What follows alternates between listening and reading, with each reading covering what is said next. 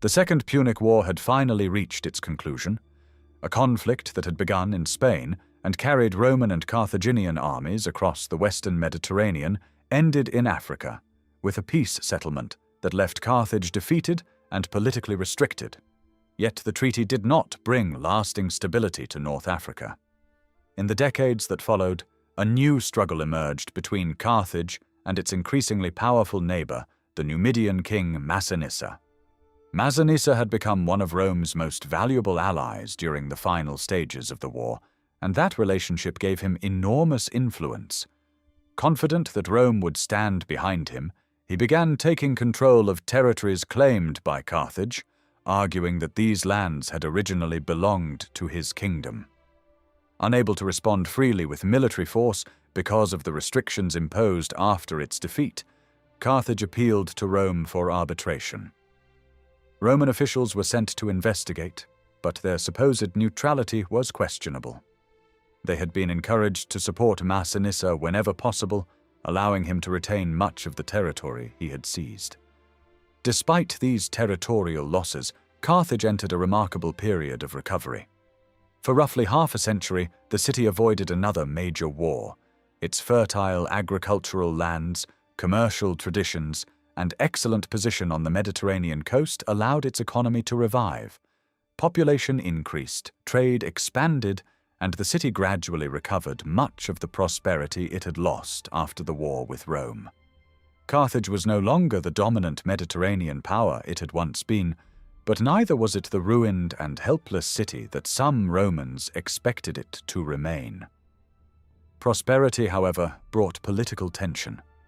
Different factions emerged within Carthaginian politics, each supporting a different approach toward the dangerous situation surrounding the city. One group favored close cooperation with Rome and was led by Hanno the Great. Another looked toward Massinissa and was associated with Hannibal, known as the Starling.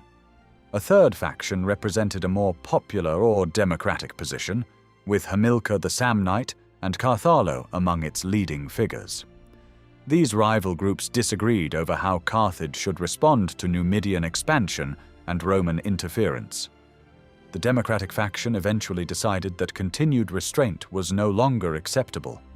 At a moment when Rome was occupied with warfare in Spain and Massinissa was involved in supporting his son there, Carthalo was encouraged to strike against Numidian subjects occupying disputed territory. The attack resulted in deaths and the seizure of property, while unrest was encouraged among African communities hostile to Numidian authority. What had previously been a political and territorial dispute was now becoming increasingly violent. Clashes continued, and once again, Rome intervened. Roman representatives arrived claiming that their purpose was to restore peace, but their actions continued to benefit Massinissa. Rather than openly resolving the territorial dispute, they effectively allowed the Numidian king to keep what he had already taken. Their method avoided a formal judgment against Carthage while producing almost the same result. Both sides were ordered to stop fighting, yet the underlying dispute remained unresolved. Massinissa soon pressed his advantage even further. He claimed additional territories, including the fertile region known as the Great Plains and an area associated with numerous towns known as Tisca. Carthage again turned to Rome for assistance, hoping that Roman arbitration would finally establish clear limits to Numidian expansion. Rome promised to investigate, but action was repeatedly delayed. From the Carthaginian perspective, every delay gave Massinissa more time to strengthen his position. Eventually, Rome sent another commission, and this delegation included Marcus Porcius Cato, one of the most influential Roman politicians of his generation. The ambassadors proposed that Carthage and Massinissa submit their entire dispute to Roman judgment. Massinissa readily agreed. He had little reason to fear Roman arbitration because his long alliance with Rome had consistently worked in his favor. The Carthaginians were far less willing to accept the proposal. Previous Roman interventions had taught them that an unrestricted judgment might simply provide legal justification for further territorial losses. Carthage therefore insisted that the existing peace agreement established after the Second Punic War should remain the basis of discussion.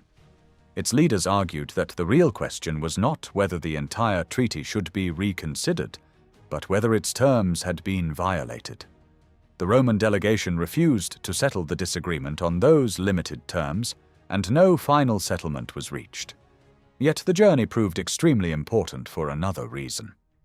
While traveling through Carthaginian territory, the Roman commissioners saw something that surprised them.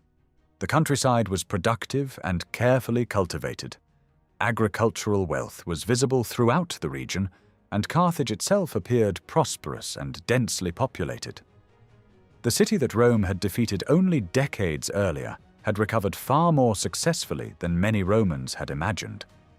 Its commercial position remained excellent, its resources were considerable, and its population had grown. For Cato, this recovery was not simply impressive, it was dangerous. Carthage was still geographically close to Italy, and its rapid revival suggested that the old enemy might someday become powerful enough to challenge Rome again. When the delegation returned home, its members warned that Carthage should no longer be viewed merely as a defeated rival. It was once again a wealthy, growing, and potentially threatening state. Cato became the most famous advocate of eliminating that threat permanently.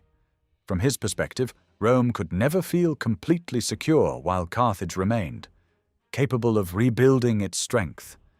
He repeatedly pushed the idea that the city should be destroyed rather than allowed another opportunity to recover.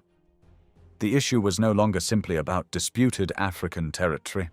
It had become a debate over whether Rome should tolerate the continued existence of its former rival. Not everyone agreed. Scipio Nasica represented the opposing position. He believed that Carthage should survive, not because he wished to restore its former power, but because the existence of a serious external rival could benefit Rome itself. Without a dangerous enemy, he feared that Roman discipline might weaken and internal corruption could grow. In his view, fear of Carthage gave Roman society a reason to remain vigilant and united. The Roman Senate nevertheless moved increasingly toward war. The problem was that Carthage had not yet provided an ideal justification for another major conflict. Rome therefore concealed its intentions while waiting for circumstances that could be presented as a legitimate cause for intervention. Meanwhile, Masiniss's pressure continued, Carthaginian frustration deepened, and Roman suspicion grew stronger. The long peace that had followed Hannibal's defeat was approaching its end. Carthage had rebuilt its wealth but not its freedom of action. Masinissa had expanded under Roman protection, and Rome had begun to view Carthaginian recovery itself as a strategic danger. The territorial disputes of North Africa were gradually becoming the foundation for a much larger confrontation, one that would eventually lead to the Third Punic War and place the very survival of Carthage at stake. Political tension inside Carthage soon pushed the city toward another disastrous confrontation. The democratic faction gained the upper hand and expelled around 40 prominent supporters of Masinissa. Their removal was intended to be permanent. The Carthaginians formally declared the men exiles and even required the population to swear that they would never be allowed to return and that their restoration would not be considered in the future. The exiles naturally turned to Masinissa for protection. Once they reached the Numidian king, they encouraged him to intervene against Carthage. Masinissa already had a long history of territorial disputes with the city and needed little persuasion. Rather than immediately launching an invasion, however, he first sent his sons Gulussa and Meshipsa to Carthage. Their mission was to demand that the expelled pro-Numidian leaders be restored. The Carthaginians refused even to allow the delegation properly into the city. Officials feared that the families of the exiles might appear before the population and use emotional appeals to change public opinion. The gates were therefore closed to Masinissa's sons. The situation became even more serious during Gulussa's return. Journey. Hamilcar the Samnite attacked his party, killing several members of his escort and forcing Gulussa to escape under dangerous circumstances. Massinissa now possessed exactly the kind of justification he needed. Using the attack on his son as his reason for military action, he moved against Oroscopa, a town he had long wanted to control, despite the existing agreements between Carthage and Numidia. What had begun as an internal Carthaginian political dispute was rapidly turning into open warfare. Carthage responded by assembling a substantial army. Hasdrubal, then commanding its forces, marched against Massinissa with approximately 25,000 infantry and 400 cavalry from the city. The balance initially appeared to shift in Carthage's favor, when two of Massinissa's commanders, Asasis and Suba, broke with the Numidian royal family and joined Hasdrubal with around 6,000 cavalry. Strengthened by these new troops, Hasdrubal advanced confidently and performed well in several early encounters. Massinissa, however, had no intention of allowing the campaign to be decided by a few minor engagements.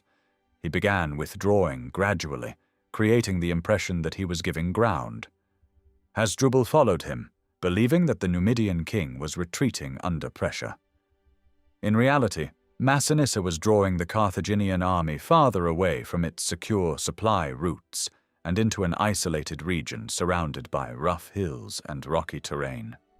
Once Hasdrubal had moved deep into this barren country, Massinissa stopped retreating. The landscape offered little food and made resupply extremely difficult. The Numidian king established his position on the plain, while Hasdrubal occupied the surrounding high ground, believing the hills offered greater protection. Both armies now prepared for a major battle.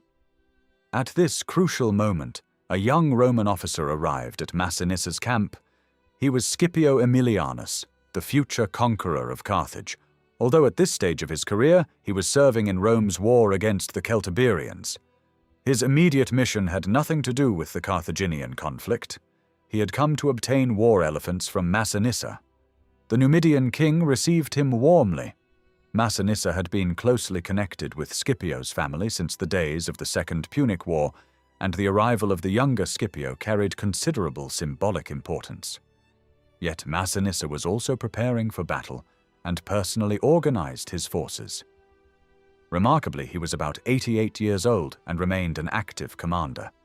He still rode without a saddle according to Numidian custom and continued to perform the physical duties expected of a cavalry leader.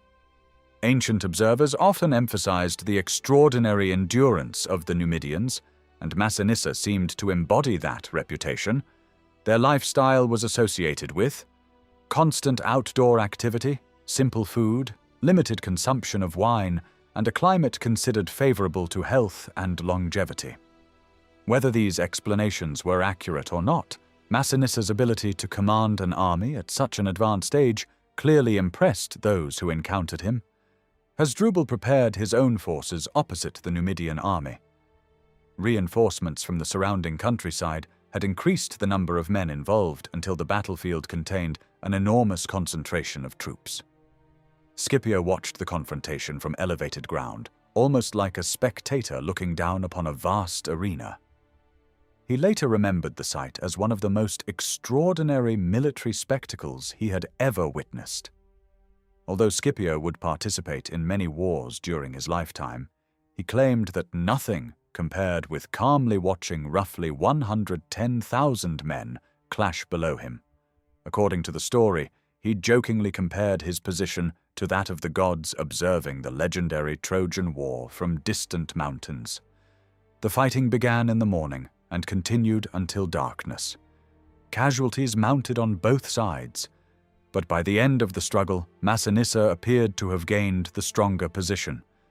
When the battle was over, Scipio finally met the elderly king personally and was greeted with great affection because of Massinissa's friendship with his grandfather.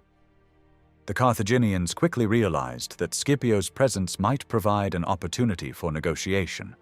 They asked him to mediate between them and Massinissa, hoping that his influence with the Numidian king could bring the conflict to an end.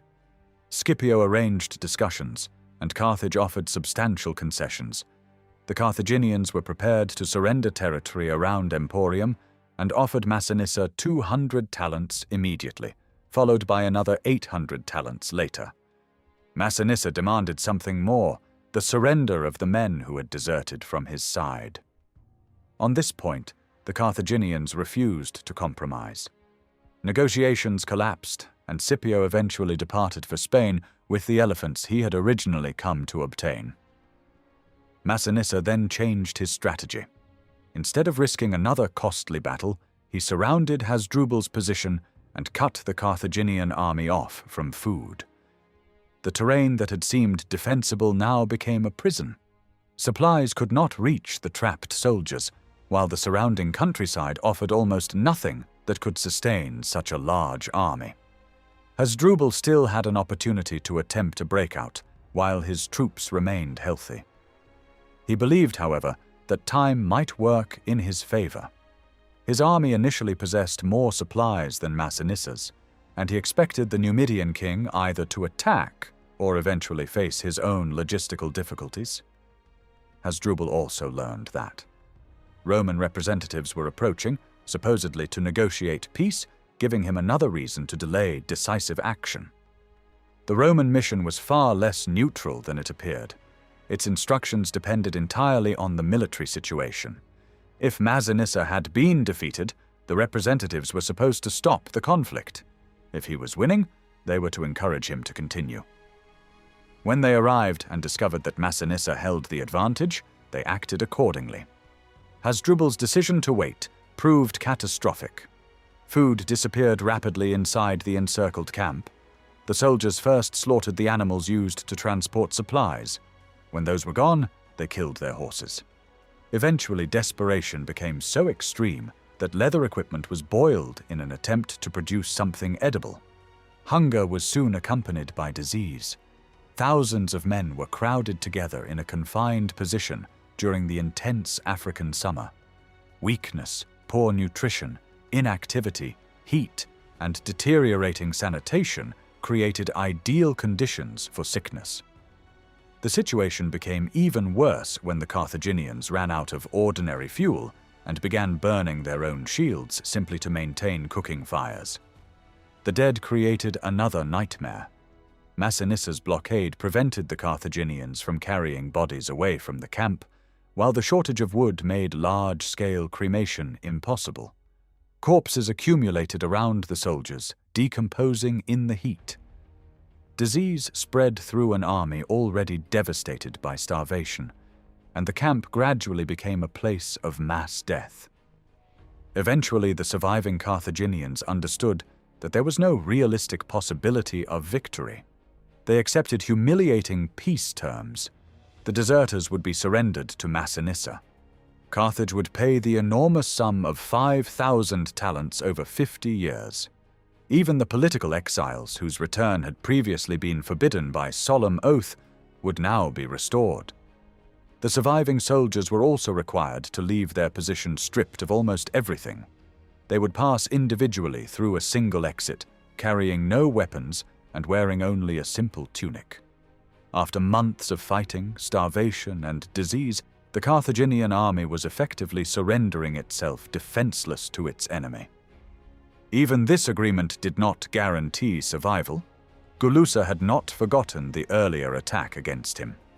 As the unarmed Carthaginians left their position, Numidian cavalry attacked them. Exhausted and without weapons, the men had almost no ability to resist or escape. The result was a massacre. Of an army said to have numbered around 58,000 men, only a small number succeeded in returning safely to Carthage. Hasdrubal and several prominent Carthaginians were among the survivors. The disaster left Carthage in an extremely dangerous position. Its field army had effectively been destroyed. Massinissa remained nearby with powerful forces, and Rome had long been searching for an opportunity to act against the city. More importantly, Carthage had fought a war without Roman authorization. Under the settlement imposed after the Second Punic War, this gave Rome precisely the kind of accusation it could use to justify intervention. News of the conflict reached Rome, and preparations began almost immediately. Troops were raised throughout Italy, although Roman authorities avoided publicly explaining their intended purpose. Officially, the forces were simply being assembled so that Rome would be prepared for any emergency. In reality, the possibility of a final war against Carthage was becoming increasingly clear. The Carthaginian government understood the danger and desperately attempted to distance itself from the defeated commanders. Hasdrubal, Carthalo, and others associated with the campaign against Massinissa were condemned to death. Carthage presented the conflict as the reckless action of individual commanders rather than a deliberate decision by the state. By sacrificing the men responsible for the war, the government hoped to convince Rome that the crisis could still be resolved peacefully. Ambassadors were sent to Rome with two arguments. They complained about Massinissa's behavior while simultaneously admitting that their own commanders had acted too aggressively. The goal was to convince the Senate that Carthage itself remained committed to peace, and that the war had resulted from poor judgment, rather than a broader challenge to Roman authority. The Romans were unconvinced. One senator asked a devastating question. If Hasdrubal and the others were truly guilty, why had Carthage waited until after the defeat to condemn them? Why had no embassy been sent before the fighting became disastrous?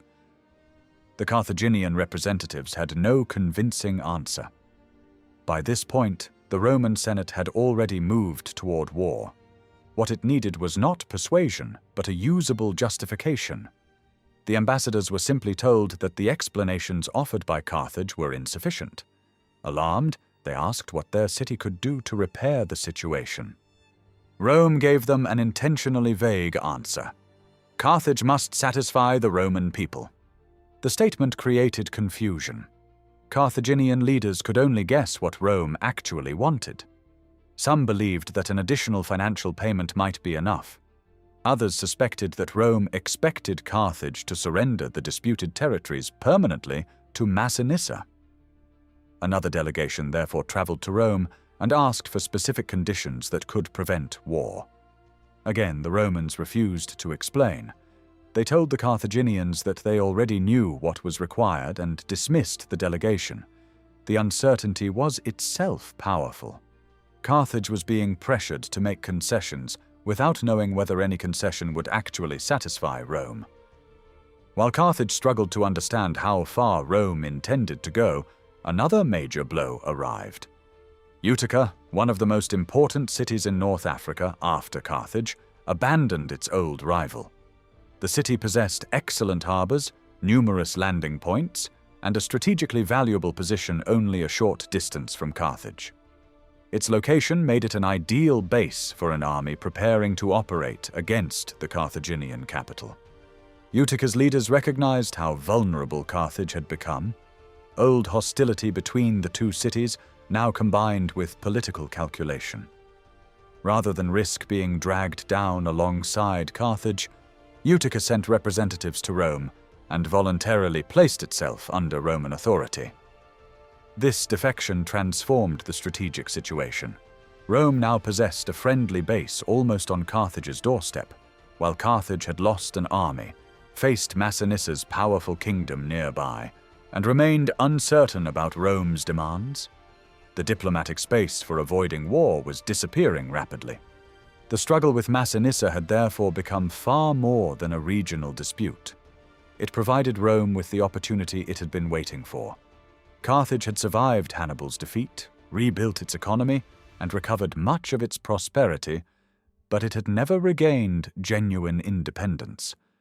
Now, weakened militarily and increasingly isolated diplomatically, the city was approaching the final and most destructive conflict in its long rivalry with Rome, the Third Punic War.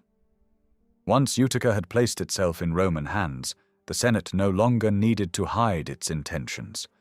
The Romans now possessed a strong harbor close to Carthage and an ideal base for military operations in North Africa.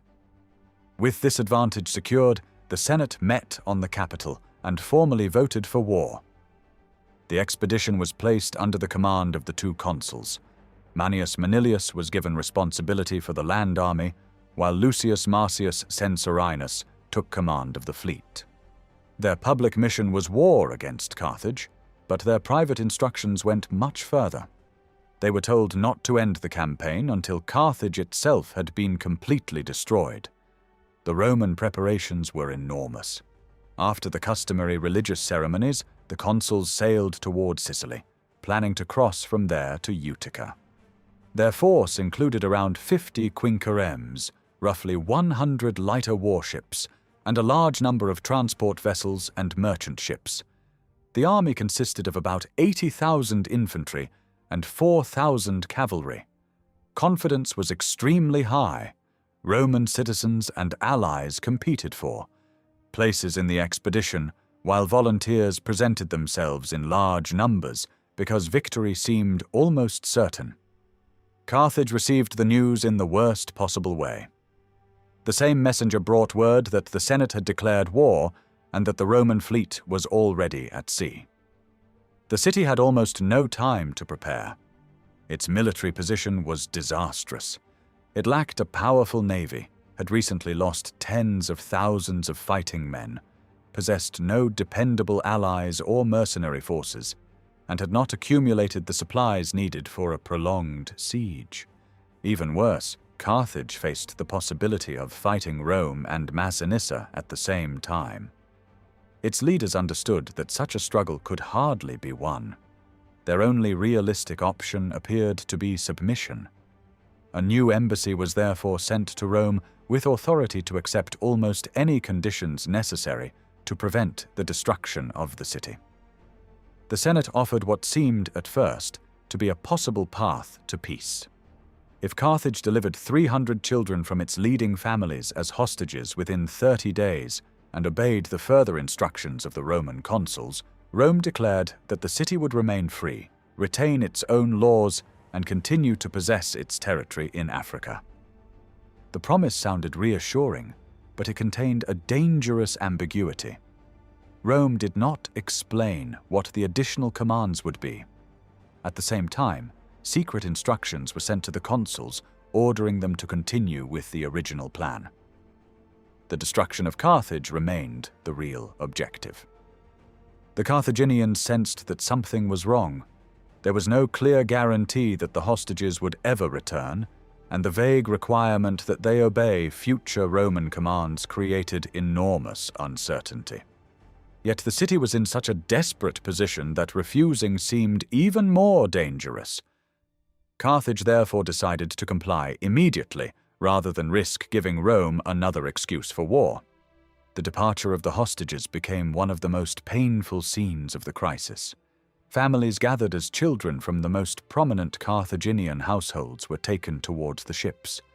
Parents and relatives wept openly, but the grief of the mothers was especially intense. Some clung to their children, while others grabbed the ship's ropes, anchors, or sailors in desperate attempts to stop the departure.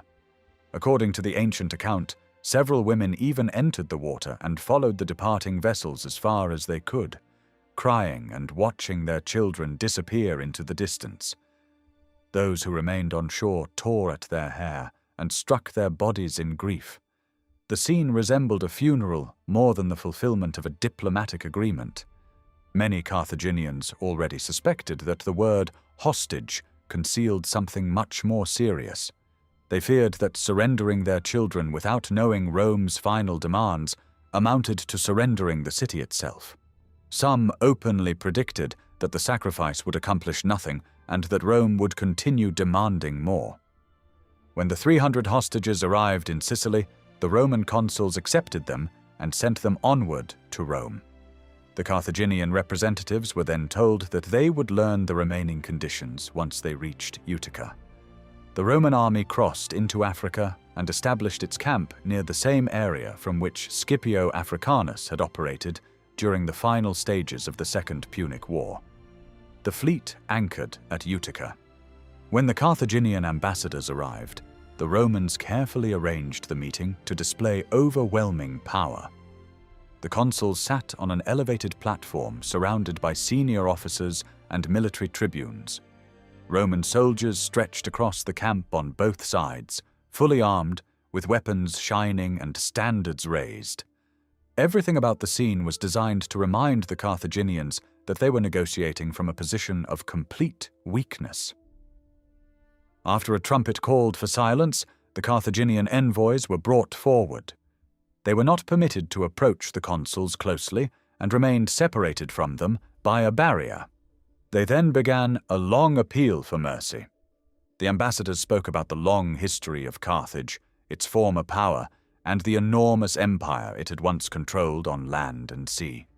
But they insisted that this was not an attempt to boast about past greatness. Instead, they wanted the Romans to consider how dramatically fortune had changed.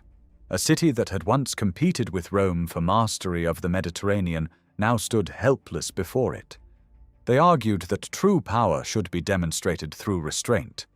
The greatest victors, they suggested, were those capable of showing compassion toward defeated enemies.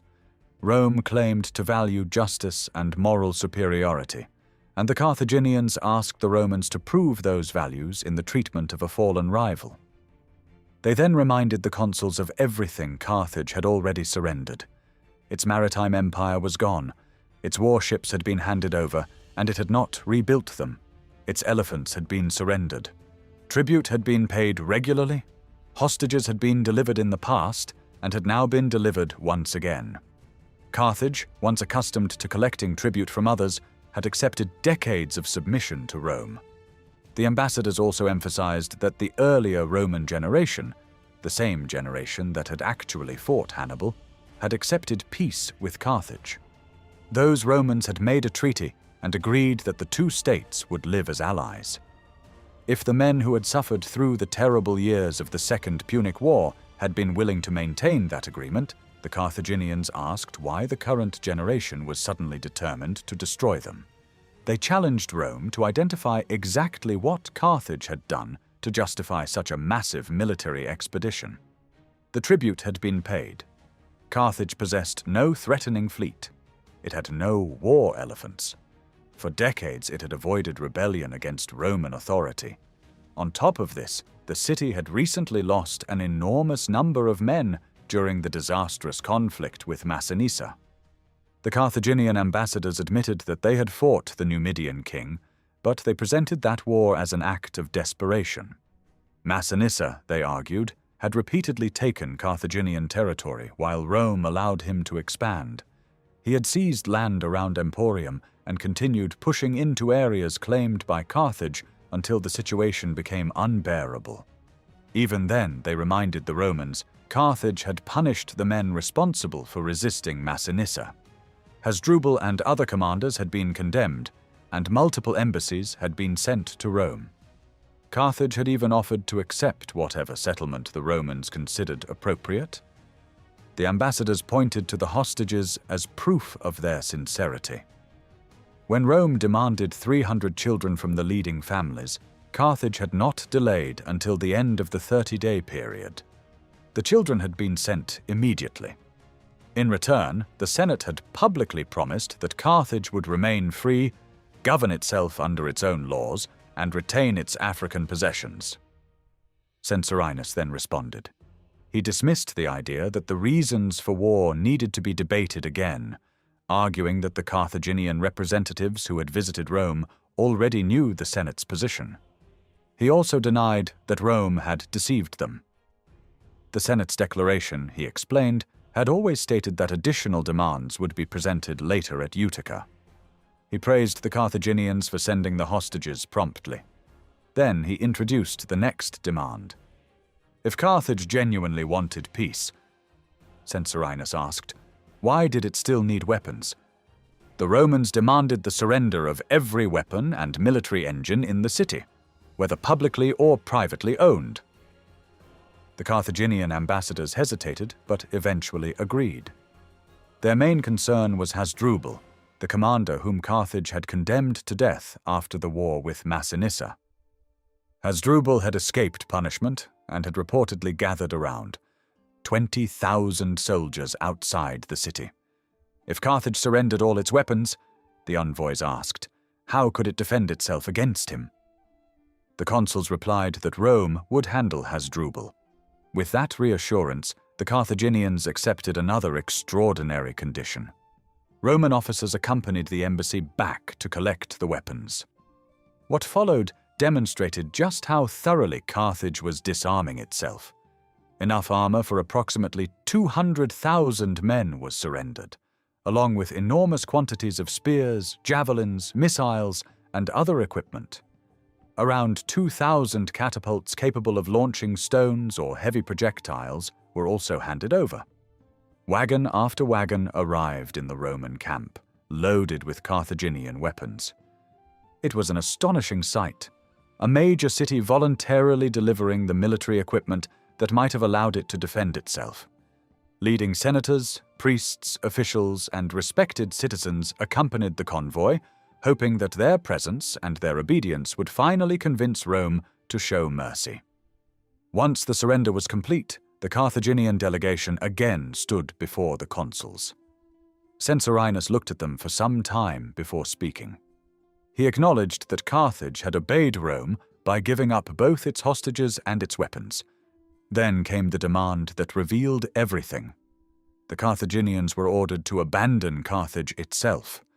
Rome would allow the population to settle anywhere they wished within Carthaginian territory, but their new homes had to be located at least 10 miles from the sea.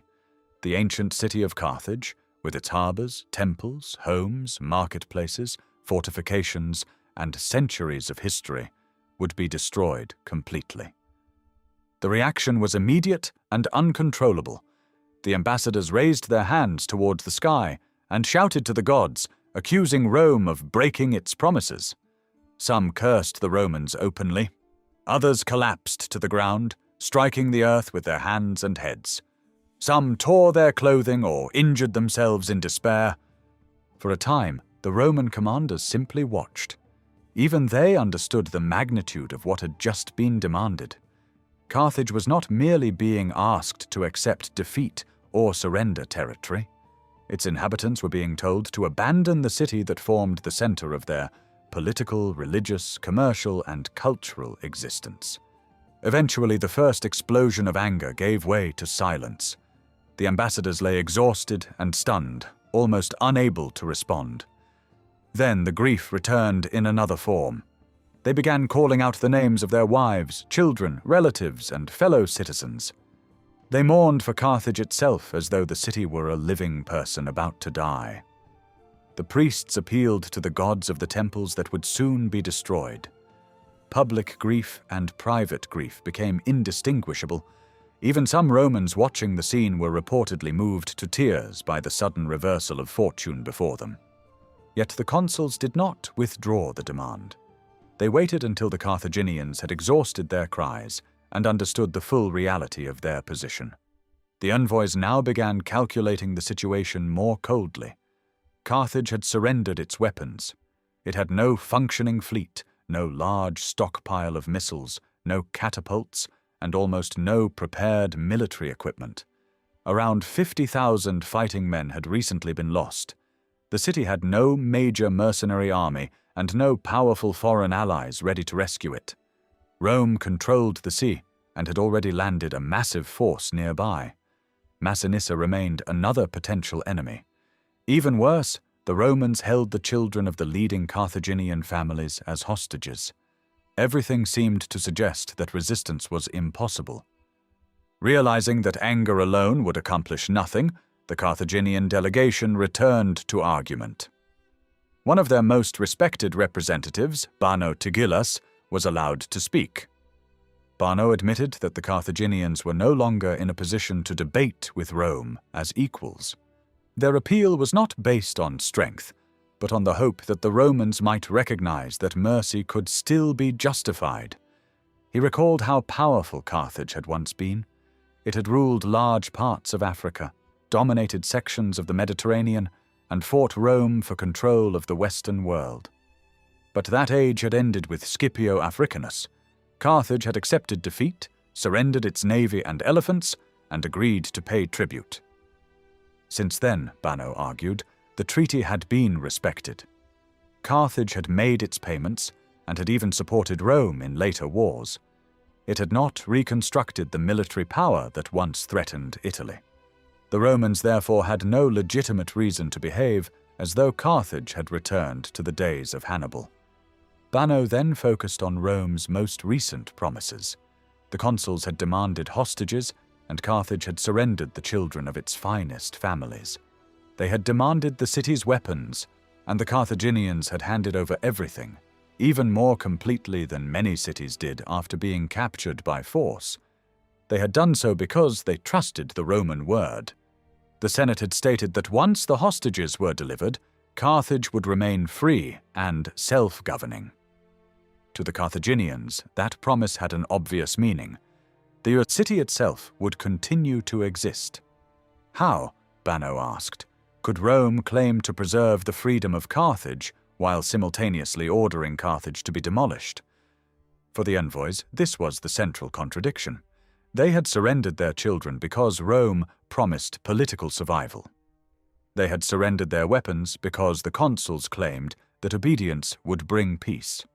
Now, after Carthage had deliberately made itself defenseless, Rome revealed that the true price of peace was the destruction of the city itself. The Carthaginians finally understood the trap. Every concession had weakened their ability to resist the next demand. Hostages had removed one form of leverage.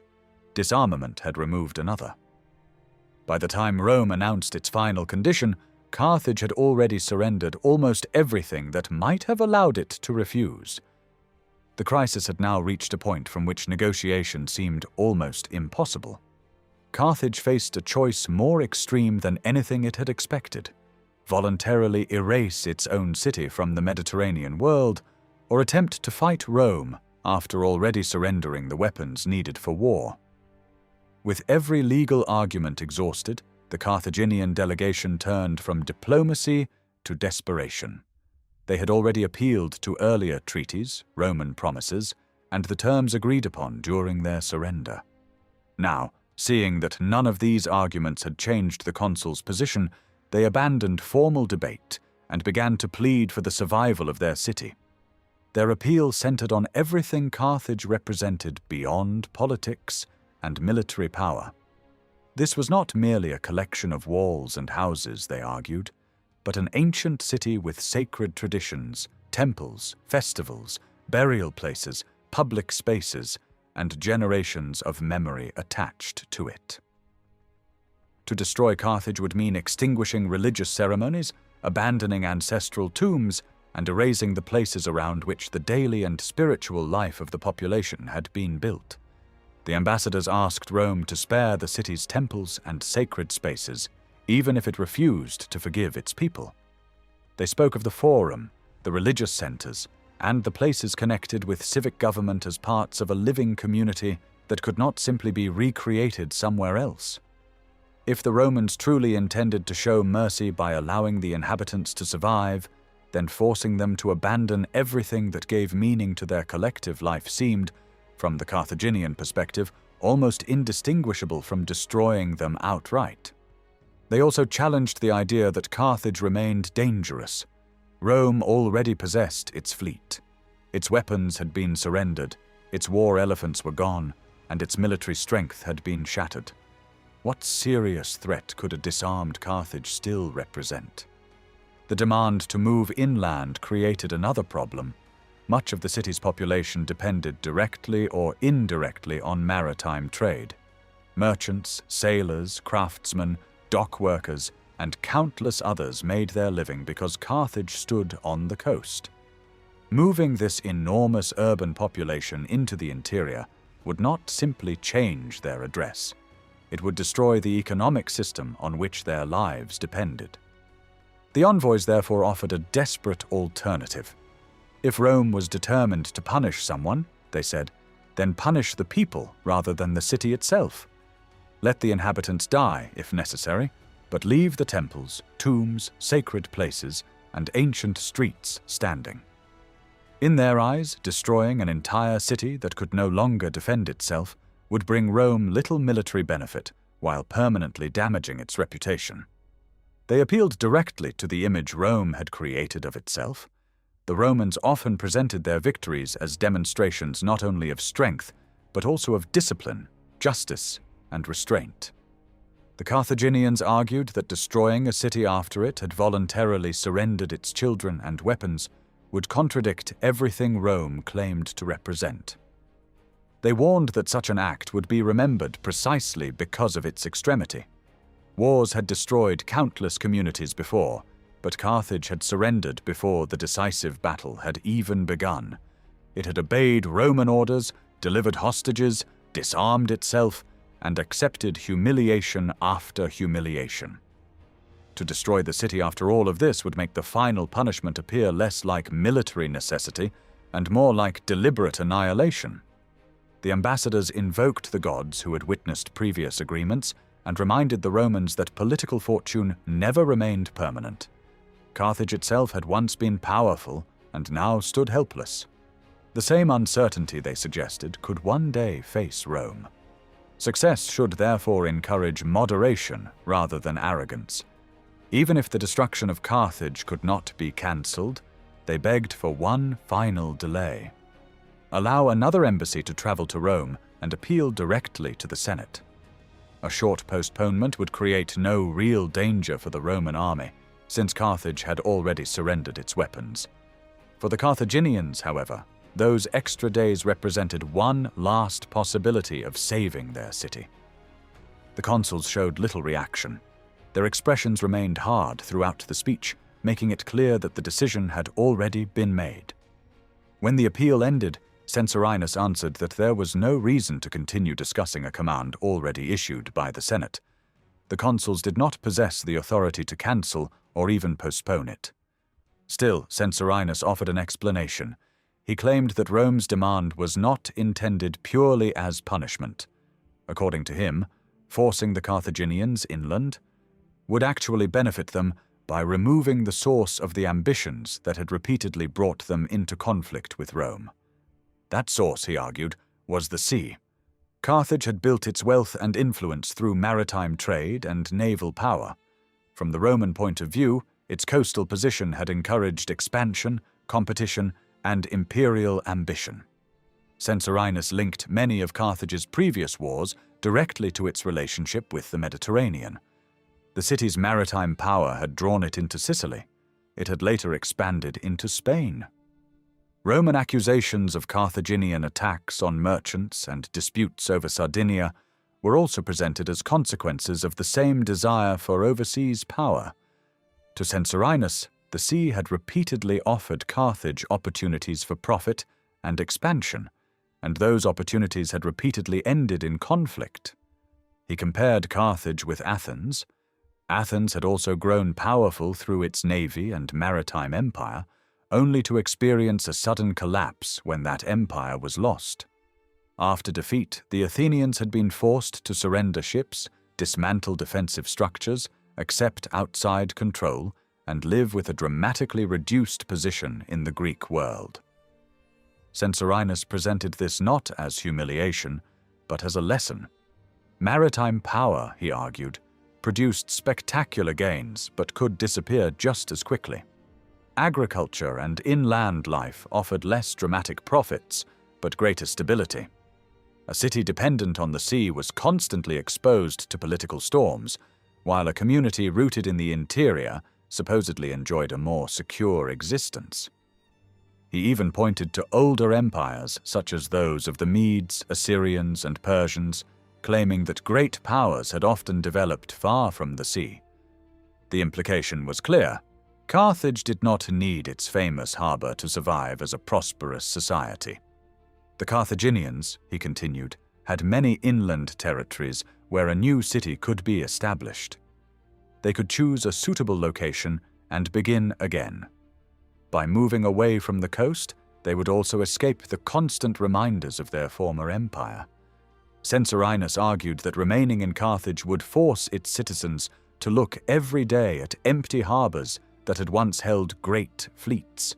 They would remember ships returning with spoils, military docks filled with vessels, arsenals, barracks, cavalry facilities, and the infrastructure of a powerful state. Those memories, he claimed, would inevitably produce resentment and a desire to recover what had been lost. From the Roman perspective, forgetting the past was therefore part of the solution. If Carthage remained where it was, the physical landscape itself would keep old ambitions alive.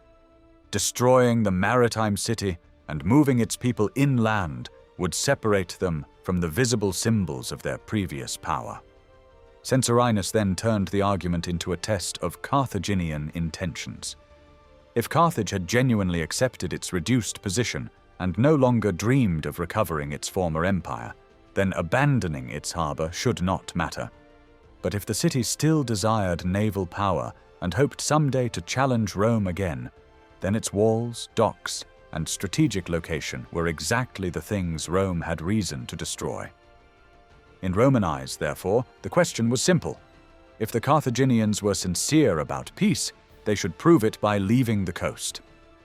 Censorinus also dismissed the emotional arguments about temples, public spaces, and ancestral homes. Rome, he said, did not intend to interfere with the tombs of the dead. Carthaginians could still visit them and make offerings. Religious ceremonies could also continue where possible. But walls, docks, arsenals, and other urban structures would not be spared. These were not sacred objects. New temples could be constructed elsewhere, new homes could be built, and a new forum could eventually become the center of another Carthaginian community. He reminded them that Carthage itself had originally been founded by migrants from Tyre. Their ancestors had once left an older homeland, crossed the Mediterranean, and established a new city in Africa. Over time, that new settlement had become their homeland. Censorinus suggested that the same process could happen again. Rome even presented its own history as a precedent.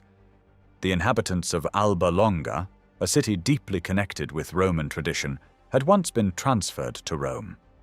According to Censorinus, this relocation had ultimately benefited both communities. If Rome had been willing to transform the fate of a city tied to its own ancestry, then Carthage should not consider relocation an unprecedented cruelty. The consuls also rejected the claim that an inland settlement would completely destroy Carthaginian trade.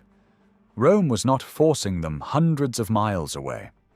The new city could be established roughly 10 miles from the coast, close enough for goods to continue moving between the interior and the sea.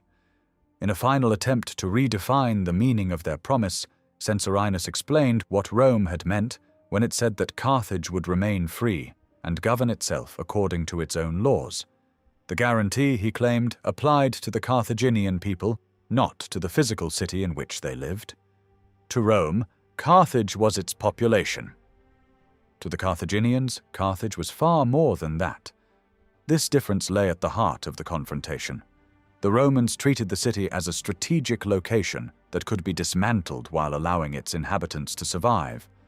Elsewhere, the Carthaginians saw it as an irreplaceable homeland containing their gods, ancestors, economy, memory, and identity. The argument therefore reached an impossible point. Rome believed that destroying the coastal city was necessary to prevent another generation of Carthaginian power.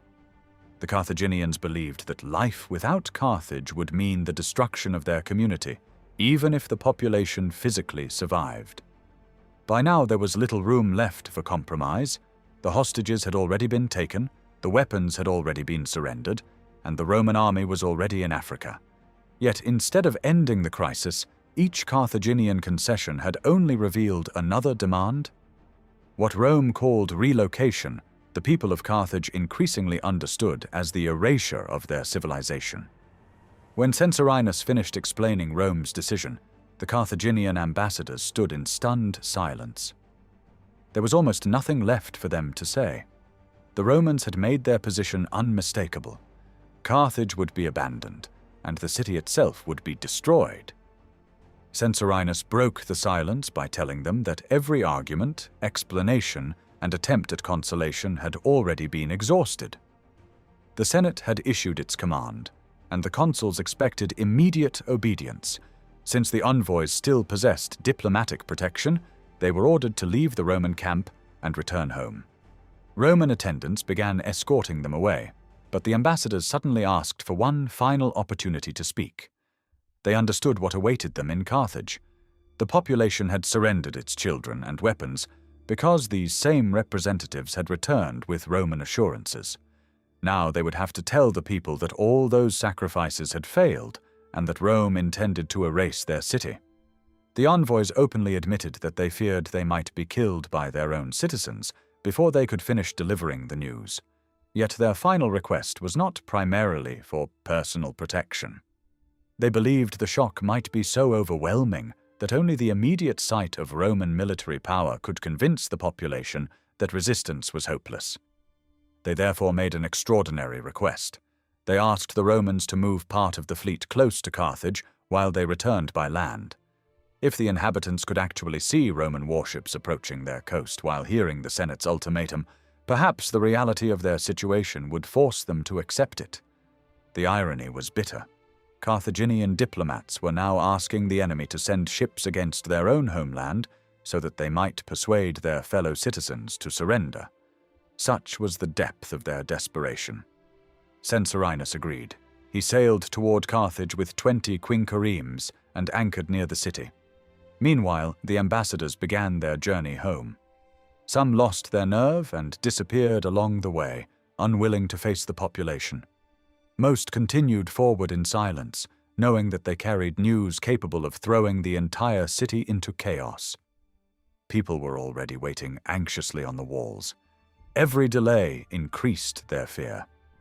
When the ambassadors finally appeared in the distance with lowered heads and defeated expressions, many Carthaginians immediately understood that something terrible had happened. Crowds rushed outside to meet them before they even reached the city. Friends and relatives grabbed individual envoys and demanded answers. Others shouted questions at the delegation as a whole. Yet the ambassadors remained silent. Their silence was enough. People began crying before they even knew the exact terms. Those watching from the walls heard the growing lamentation below and joined in, sensing that the worst possibilities had probably become reality. By the time the envoys reached the gates, an enormous crowd had gathered around them. The pressure became so intense that the ambassadors were nearly crushed.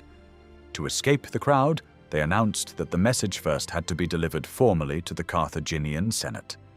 The population reluctantly opened a path and allowed them through, eager to hear the decision as quickly as possible. Inside the council chamber, the senators ordered everyone else outside. The envoys then revealed Rome's demand. Carthage must be evacuated, its inhabitants transferred inland, and the city destroyed. The chamber immediately erupted. The cries of the senators were so loud that the crowd waiting outside understood that catastrophe had been confirmed. When the ambassadors continued and described how they had pleaded with the Roman commanders, the senators became silent again and listened carefully. Then came the final blow. The Romans had refused even to allow another delegation to appeal directly to the Senate. The last peaceful option had disappeared. The reaction outside quickly became uncontrollable. Grief turned into fury, and fury into violence. The population began searching for people to blame for what had happened. Senators who had previously supported the surrender of the hostages were attacked because many citizens believed that they had led Carthage into a Roman trap. Those who had encouraged the surrender of the city's weapons faced similar treatment. Some were killed by crowds that now regarded every concession to Rome as a disastrous mistake. Even the ambassadors themselves became targets simply because they had brought the news. Some were beaten or dragged through the streets. Any Italian unfortunate enough to be caught inside the city also faced violence, as desperate citizens sought revenge for what they considered Roman deception. Carthage descended into a mixture of mourning, panic, rage, and disbelief. People wandered through the streets calling upon their families, their gods, and everything they valued. Temples filled with terrified citizens seeking protection, yet even religious faith now became mixed with anger. Some accused the gods themselves of abandoning the city. Others rushed to the arsenals, only to discover once again that they were empty. The weapons that might have defended Carthage were already in Roman hands. Some went to the naval facilities and mourned the ships that had been surrendered years earlier. Others remembered the elephants that had once formed such a famous part of Carthaginian armies, and called them by name as though they might somehow return. The humiliation of the previous decades suddenly seemed unbearable. Many cursed earlier generations for accepting tribute, surrendering warships, giving up elephants, and gradually allowing Carthage to become defenseless. In the emotional atmosphere of the moment, some believed their ancestors should have chosen destruction in battle rather than survive through repeated submission. The mothers of the hostages expressed perhaps the greatest anger.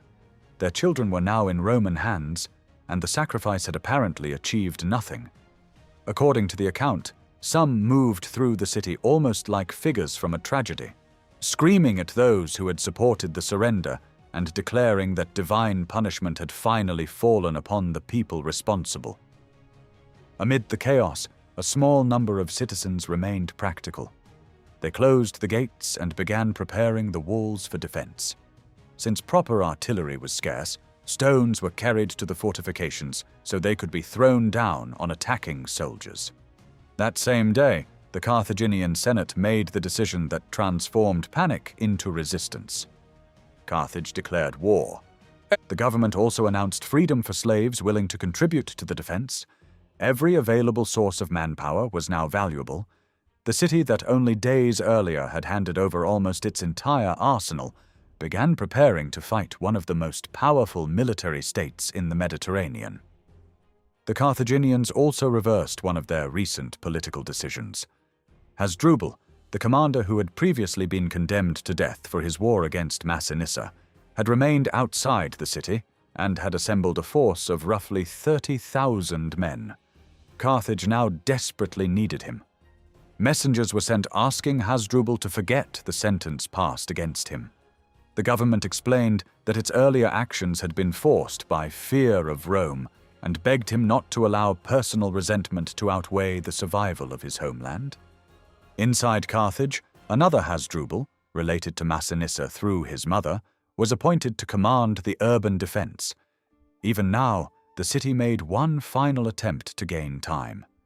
The Carthaginians requested a 30-day truce so that another embassy might travel to Rome. The consuls refused. That refusal produced an extraordinary psychological transformation. The population finally understood that no amount of surrender would save the city. The hostages were gone. The weapons were gone. Negotiation had failed. If Carthage obeyed Rome, it would cease to exist. Resistance might also end in destruction, but at least resistance offered a possibility of survival. Fear began to turn into determination. The entire city was reorganized for war. Temples, sacred precincts, public buildings, and open spaces became improvised factories. Men and women worked continuously in organized shifts, day and night, producing weapons at astonishing speed. According to the ancient figures, each day the workshops manufactured around 100 shields and 300 swords. They also produced roughly 1,000 catapult projectiles, hundreds of spears and darts, and as many artillery machines as craftsmen could assemble. The shortage of raw materials forced the population to improvise. One of the most famous stories from the siege describes Carthaginian women cutting off their hair so that it could be twisted into cords for the torsion mechanisms of catapults. Whether every detail of the story is exact or not, it became a powerful symbol of the city's total mobilization. Everyone now had a role. Skilled craftsmen built weapons, others repaired fortifications, transported materials, organized food, or prepared ammunition. The transformation was remarkable. A city that Rome believed it had rendered helpless was rapidly rebuilding its ability to fight. The Roman consuls, however, did not immediately attack. Their delay would prove important. Part of their hesitation may have come from the extreme nature of the Senate's command. Destroying a famous city that had already surrendered was no ordinary military operation. But there was also a more practical reason. The Romans simply did not believe Carthage could organize serious resistance. The city had surrendered its weapons. Its army had recently been devastated. Roman commanders assumed that Carthaginian courage would collapse once the population had time to think about the consequences. At first, that seemed possible. Even within Carthage, there were still citizens who believed surrender was the only rational choice. One man reportedly stood before an assembly and argued that when every option was terrible, people should at least choose the one that caused the least suffering. Since the city lacked weapons and faced overwhelming forces, he suggested accepting Rome's terms. But this opinion did not prevail. Meanwhile, Massinissa watched developments with growing irritation. For decades, he had weakened Carthage through territorial pressure, military confrontation, and cooperation with Rome. Now, just as Carthage seemed close to collapse, the Romans had arrived to claim the final victory themselves. Massinissa had not even been consulted before Rome launched its expedition. For a ruler who had long regarded himself as Rome's indispensable African ally, this was insulting. The consuls eventually approached him for assistance, partly to test his attitude. Massinissa responded that he would help when he considered Roman assistance necessary. The reply was hardly enthusiastic. Later, he sent representatives asking whether the Romans required anything. By this point, however, the consuls had become irritated by his attitude and suspicious of his intentions. They replied that they would contact him when assistance was required. This tension created another complication for Rome. The invasion force required enormous quantities of food and supplies, yet Roman control in Africa was still limited. Supplies could be obtained from friendly coastal centers such as Utica, Hadrumetum, Leptis, Thapsus, and Acolla, but large parts of the countryside remained outside direct Roman control.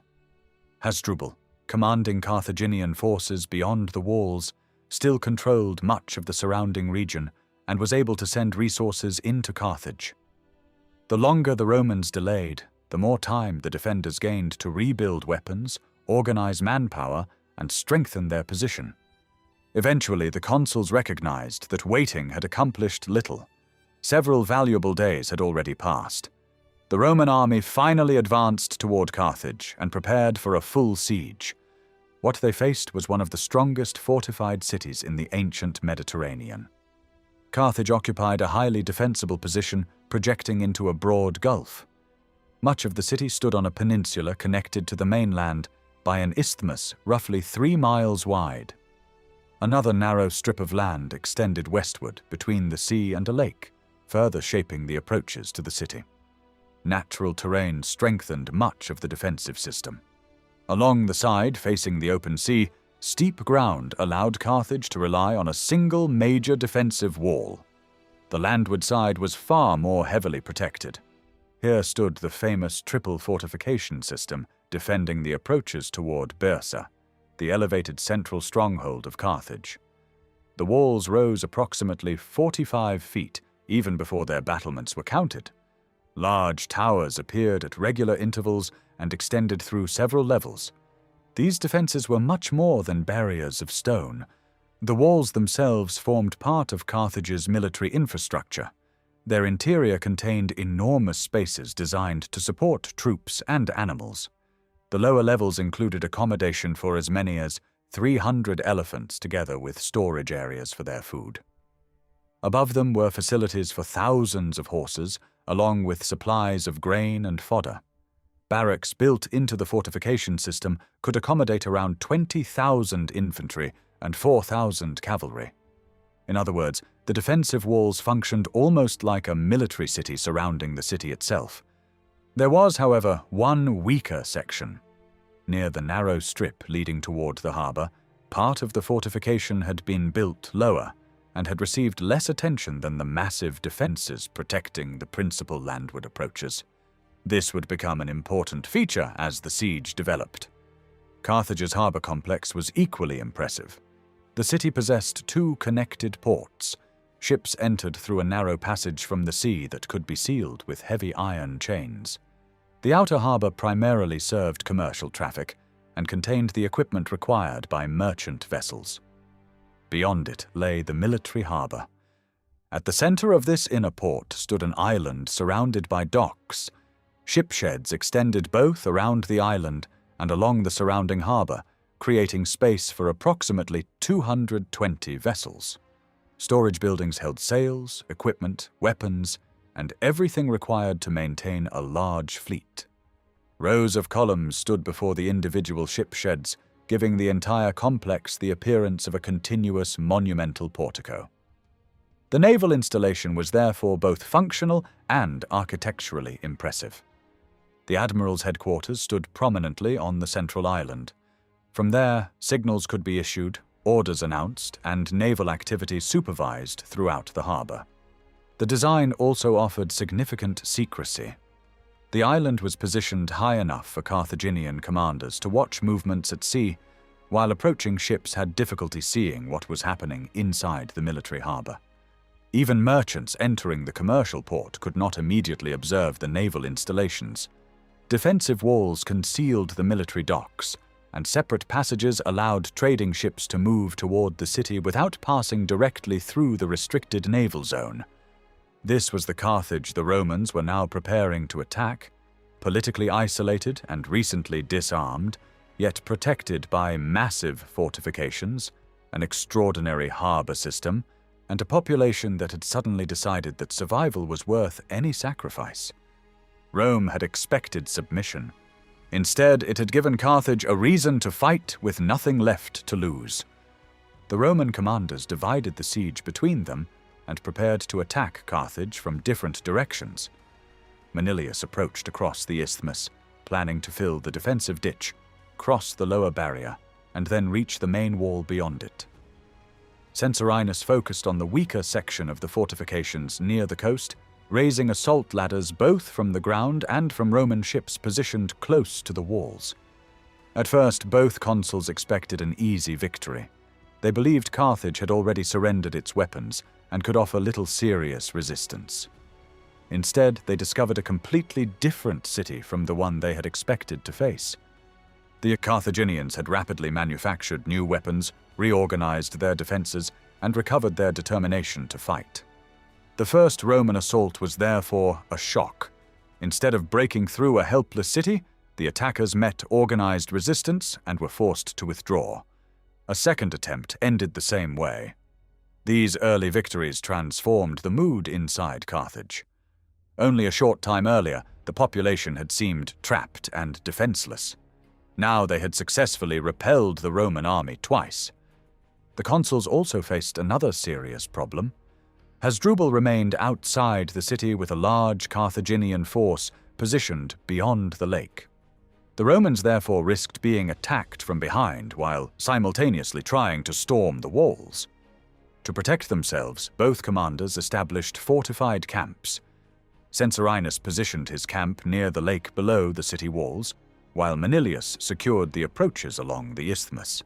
Censorinus needed timber for siege engines and ladders, so he sent men across the lake to gather wood. The expedition quickly turned dangerous.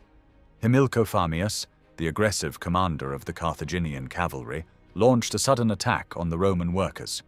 Around 500 men were killed, and large quantities of equipment were lost. The Romans nevertheless managed to gather enough timber to construct new siege machinery. Once the preparations were complete, the consuls launched another coordinated assault against Carthage. Again, the attack failed. Manilius continued trying to force his way through the landward defenses. After repeated efforts, he managed to damage some of the outer works, but the main fortifications remained far stronger than expected. Eventually, he began to lose confidence that this route could produce a breakthrough. Censorinus attempted a more ambitious engineering solution. He filled part of the shallow water near the narrow strip of land beside the city, creating enough space to bring large siege equipment closer to the walls. 2 enormous battering rams were then constructed. One of these machines was operated by roughly 6,000 infantrymen under military officers. The other was handled by sailors from the Roman fleet. Rivalry developed between the two groups, with both crews competing to see who could break through the Carthaginian defenses first. Their efforts finally produced results.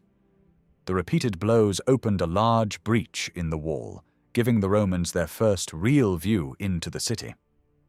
But the Carthaginians refused to allow the opening to remain. They immediately pushed the Romans back and began repairing the damaged section during the night. The work was difficult because darkness gave them only a few hours before the next attack. Even worse, the freshly constructed repairs were still weak and damp, making them vulnerable to the Roman battering rams once daylight returned.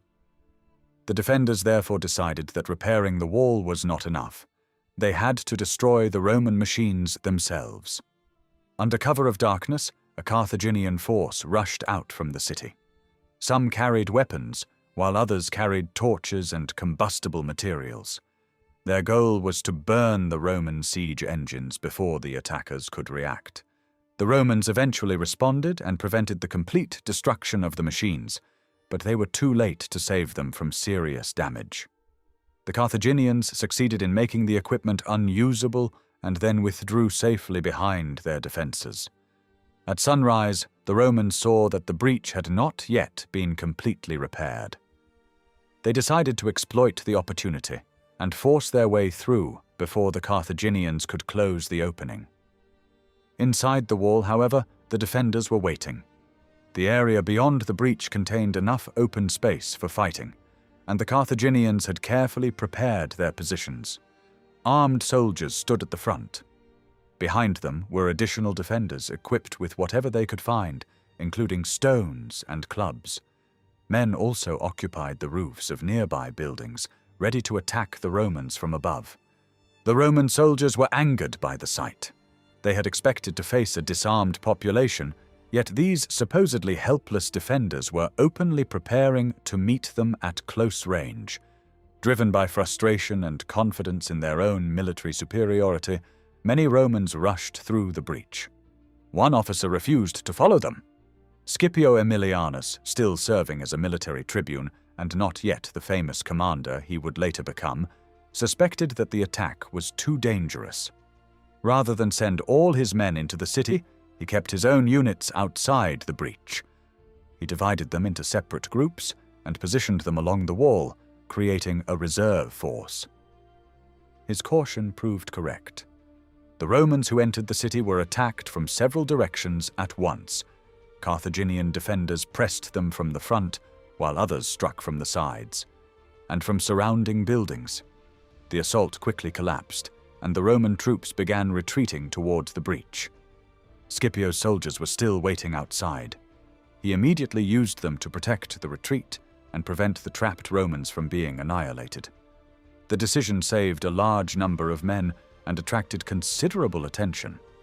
For the first time during the siege, Scipio began to establish a reputation as an officer whose judgment could surpass that of commanders far above him in rank. The Romans soon faced another enemy that could not be defeated with swords or siege engines. Summer intensified, and disease began spreading through Censorinus's army. His camp had been established beside stagnant and polluted water, while the enormous walls of Carthage restricted the circulation of fresh sea air. Conditions became increasingly unhealthy. Censorinus eventually abandoned the position and moved his camp closer to the open coast. The Carthaginians continued searching for unconventional ways to attack the Roman fleet. When the wind blew toward the Roman ships, they prepared small vessels loaded with dry branches, fibers, pitch, sulfur, and other flammable material. These fireships were initially kept close to the walls where Roman crews could not easily see them. Once the wind was favorable, the Carthaginians released them, raised their sails, and set them ablaze. Driven by wind and fire, the burning boats moved directly toward the Roman fleet. The attack created chaos. Flames spread among the Roman vessels, and for a time the entire fleet appeared to be in danger. The Romans eventually prevented complete destruction, but the episode demonstrated again that Carthage was capable of improvising effective attacks despite having surrendered its original military equipment.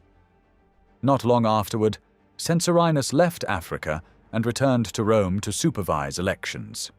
With one consul temporarily absent, the Carthaginians became even more aggressive against Manilius. They launched a night attack on the Roman camp. Some carried weapons, while others brought wooden planks that could be thrown across the defensive ditch. Under darkness, they crossed toward the Roman fortifications and began tearing apart the outer defenses. Night fighting quickly created confusion. Roman soldiers struggled to understand where the attack was coming from, and the camp threatened to fall into panic. Once again, Scipio reacted differently from those around him. Instead of rushing directly into the fighting, he led cavalry out through gates on the quieter side of the camp. He then moved around the perimeter and appeared unexpectedly near the Carthaginian attackers. The maneuver created the impression that Roman forces were about to cut off their retreat. The Carthaginians immediately abandoned the assault and withdrew toward the city. For the second time in a short period, Scipio's judgment had prevented a dangerous Roman situation from becoming a disaster. Manilius responded by strengthening the camp. Temporary wooden defenses were replaced with a more substantial wall, and a separate fortified position was built near the coast to protect the area where supply ships landed. With the immediate defenses secured, the Romans began sending forces into the surrounding countryside. Manilius led approximately 10,000 infantry and 2,000 cavalry on expeditions to gather food, timber, fodder, and other supplies. These missions were necessary, but they exposed Roman soldiers to one of Carthage's most dangerous commanders, Phamius. Phamius commanded highly mobile African cavalry. His men rode small but exceptionally fast horses accustomed to surviving on limited food and water. This mobility allowed them to operate effectively across difficult terrain and disappear before heavier Roman forces could react. Phamius developed a simple but effective method. He concealed his cavalry in valleys, ravines, wooded areas, and other places where Roman scouts could not easily detect them. When a Roman foraging party became scattered or careless, he struck suddenly. His cavalry would rush forward, inflict casualties, seize whatever they could, and disappear before the Romans had time to organize a proper response. Against most Roman officers, the tactic worked extremely well. Against Scipio, it did not. Whenever Scipio was responsible for a foraging expedition, he imposed strict discipline. Infantry remained organized rather than wandering across the countryside, and cavalry stayed mounted and ready for immediate action. Before allowing workers to collect crops or supplies, Scipio surrounded the entire working area with a defensive ring of infantry and cavalry. The harvesters operated inside this protected zone while armed troops watched every approach. Scipio himself continuously rode around the perimeter with additional cavalry units. Anyone who wandered beyond the protected line without permission faced punishment. Phamius recognized the difference. When other Roman commanders led the expeditions, he searched for opportunities to attack. When Scipio was in charge, he often stayed away completely. The early siege had therefore produced an unexpected situation. Rome had arrived expecting Carthage to collapse almost immediately, but repeated assaults had failed. Carthaginian resistance was becoming stronger, cavalry raids were disrupting Roman operations, and even the Roman fleet had narrowly escaped destruction. At the same time, a young officer named Scipio Aemilianus was beginning to stand out. His caution at the breached wall, his response during the night attack, and his disciplined protection of foraging parties all revealed the qualities that would eventually place him at the center of the war. Rome had expected to destroy an unarmed city. Instead, the opening phase of the siege was showing that taking Carthage would require far more than overwhelming numbers. Phamius had become one of the most dangerous Carthaginian cavalry commanders operating around the Roman army, yet there was one officer whose foraging parties he consistently avoided: Scipio Aemilianus. Scipio's discipline made surprise attacks almost impossible. His troops remained organized, his cavalry stayed ready, and his men were never allowed to scatter carelessly across the countryside. As this pattern continued, Scipio's reputation grew rapidly. Some of the other Roman military tribunes became jealous and began spreading rumors that Phamius was deliberately avoiding him because of an old friendship between their families. According to these accusations, the ancestors of Phamius had once been connected with Scipio's grandfather, and this supposedly explained why the Carthaginian commander refused to attack him. Scipio's conduct toward local Africans strengthened his reputation in another way. Many inhabitants of the countryside had taken refuge in fortified towers and strongholds.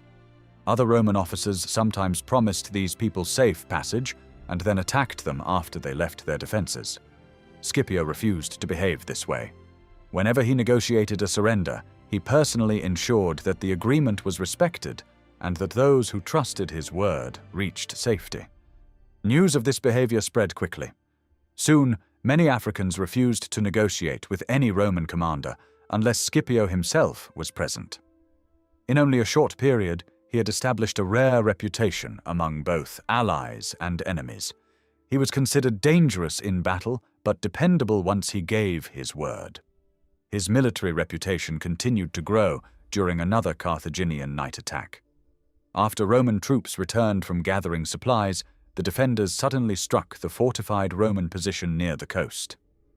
The assault caused immediate confusion, while people inside Carthage deliberately created additional noise to make the attack seem larger and more threatening than it really was. Manilius kept most of the Roman army inside the defenses because he could not clearly determine the direction or scale of the danger. Scipio chose a different response. He gathered 10 cavalry units and led them outside the camp carrying burning torches. Rather than ordering a direct attack, he instructed the horsemen to move rapidly around the Carthaginian force. The flames visible in the darkness were intended to create the illusion that large Roman formations were approaching from several directions. The plan worked. The Carthaginians could not clearly judge the number of Roman troops surrounding them. Every movement of the torches suggested another cavalry attack about to begin. Confusion spread through their ranks, and the raiders eventually abandoned the operation and withdrew towards the city. This became another success associated with Scipio's name. Roman soldiers increasingly compared him with the most celebrated members of his family. Through birth, he was connected with Lucius Aemilius Paulus, the conqueror of Macedonia, while through adoption he belonged to the famous Scipionic family. His behavior in Africa was beginning to convince many soldiers that he might actually be worthy of that inheritance. Soon afterward, however, Manilius made a decision that Scipio strongly opposed. The consul wanted to march against Hasdrubal near Nepharis, where the Carthaginian commander maintained an important position outside Carthage. The route was extremely dangerous. Mountains, narrow passages, wooded areas, and ravines offered numerous opportunities for ambush. Enemy forces already controlled many of the surrounding heights. Scipio recognized the danger immediately and advised Manilius not to continue. As the Romans approached Hasdrubal's position, they reached a riverbed that had to be crossed before they could attack. Scipio again urged the consul to withdraw. The problem was not simply reaching the enemy. If the Romans were defeated, they would have to retreat through the same difficult terrain while under attack. The other military tribunes disagreed. Their rivalry with Scipio influenced their judgment, and they accused him of excessive caution. To retreat after coming so close to the enemy, they argued, would look like cowardice and might encourage Hasdrubal to pursue them. When Scipio realized that Manilius would probably continue, he offered a second recommendation. If the army insisted on crossing the river, it should first construct a fortified camp on the other side. That would provide a secure position if the attack failed. Again, his advice was mocked. One officer became so irritated that he declared he would rather throw away his sword than serve under Scipio if Scipio were given command instead of Manilius. The consul, who had relatively limited experience in such warfare, decided to continue without establishing the defensive position Scipio had proposed. The Romans crossed the river and encountered Hasdrubal's forces. A violent battle followed, and both sides suffered significant losses.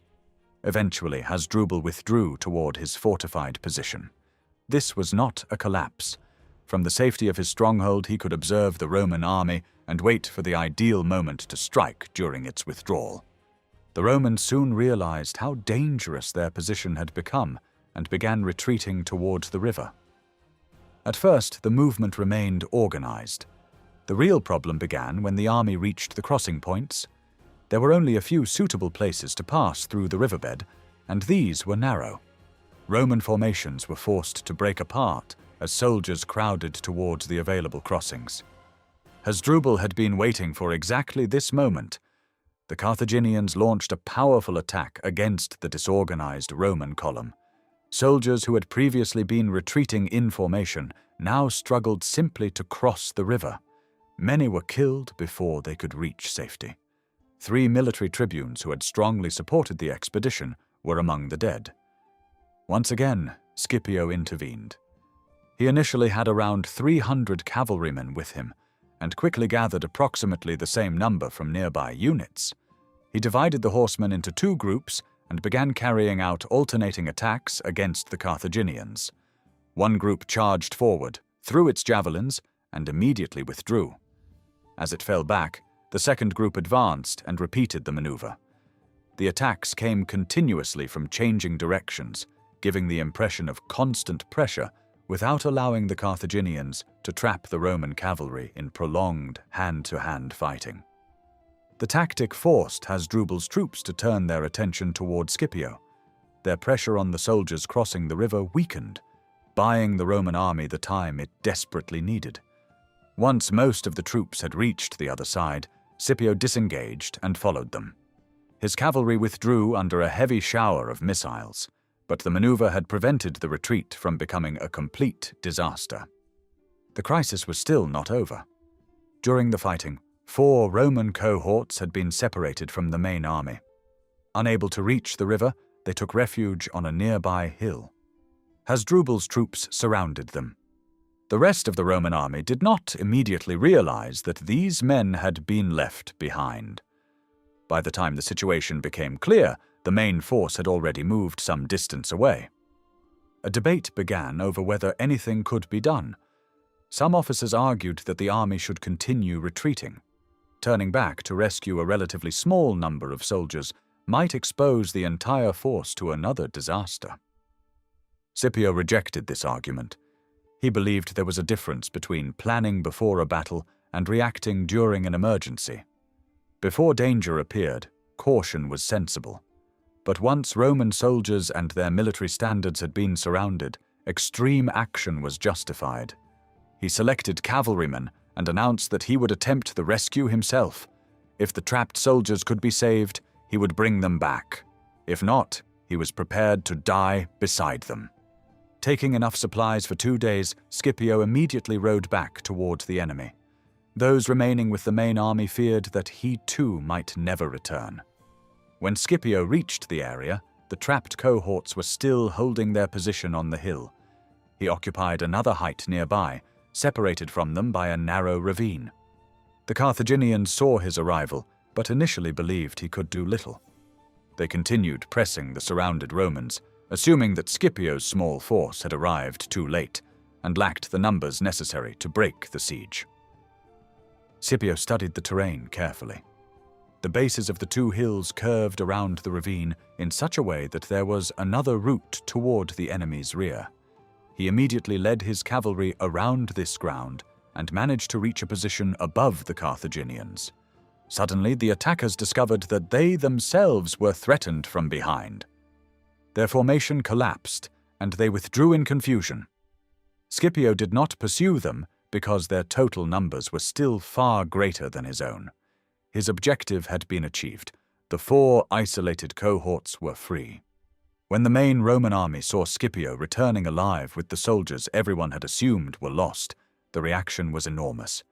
Men shouted in celebration and began attributing almost supernatural good fortune to him. Some compared him with his famous grandfather, around whom similar stories of divine favor and extraordinary foresight had once circulated. Manilius eventually returned to the Roman camp outside Carthage. The failed expedition had cost the army heavily, and Scipio's earlier warnings now seemed painfully accurate. Another problem remained.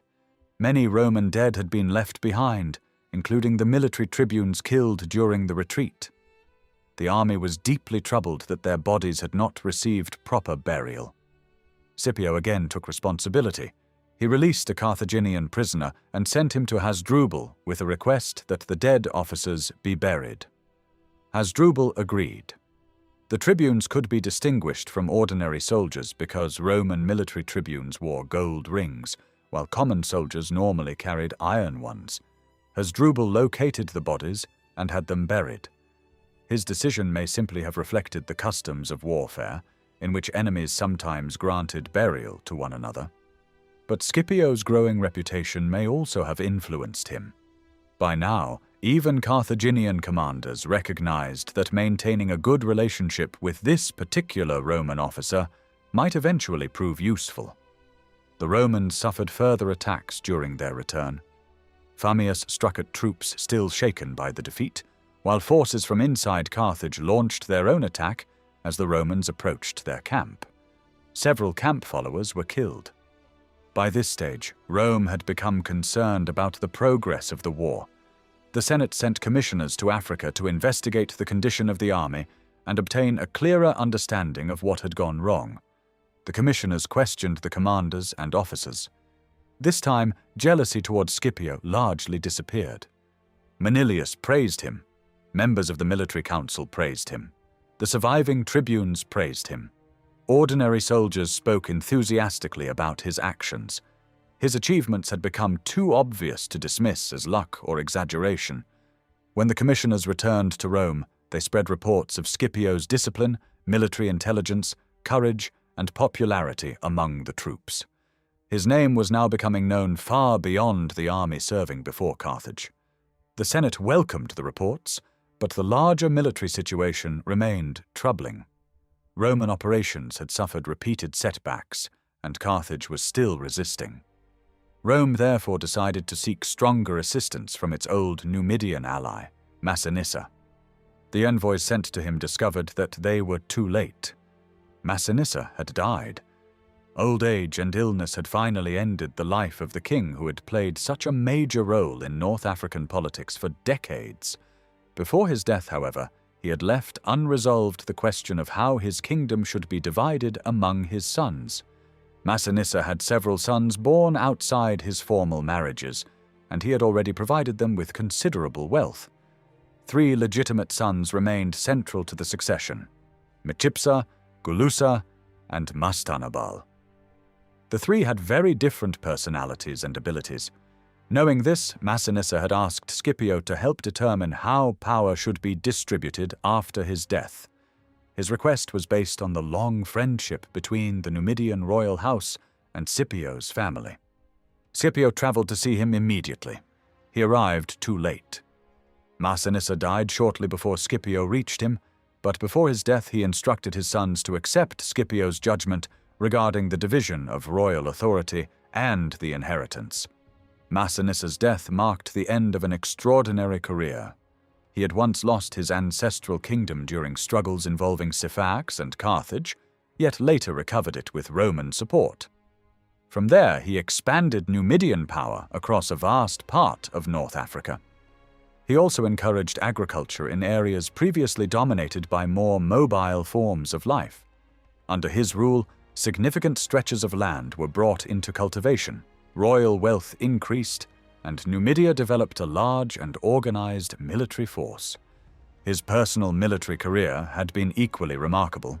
He had captured Syphax and had played a major role in weakening Carthage during the Second Punic War. In the decades that followed, his territorial pressure helped reduce Carthaginian power even further and contributed indirectly to the crisis that eventually brought Rome back to Africa. Ancient writers were especially fascinated by his physical strength and longevity. Massinissa remained active in warfare at an age when most rulers had long since withdrawn from military life. He continued riding horses without assistance and participating in campaigns almost until his death. He was also said to have fathered an extraordinary number of children. Many died before him, yet even late in his life he still had a large surviving family. One of his children was reportedly only 4 years old when Massinissa died at around 90. Scipio now carried out the responsibility entrusted to him. The sons born to Massinissa's concubines received additional gifts beyond what their father had already provided.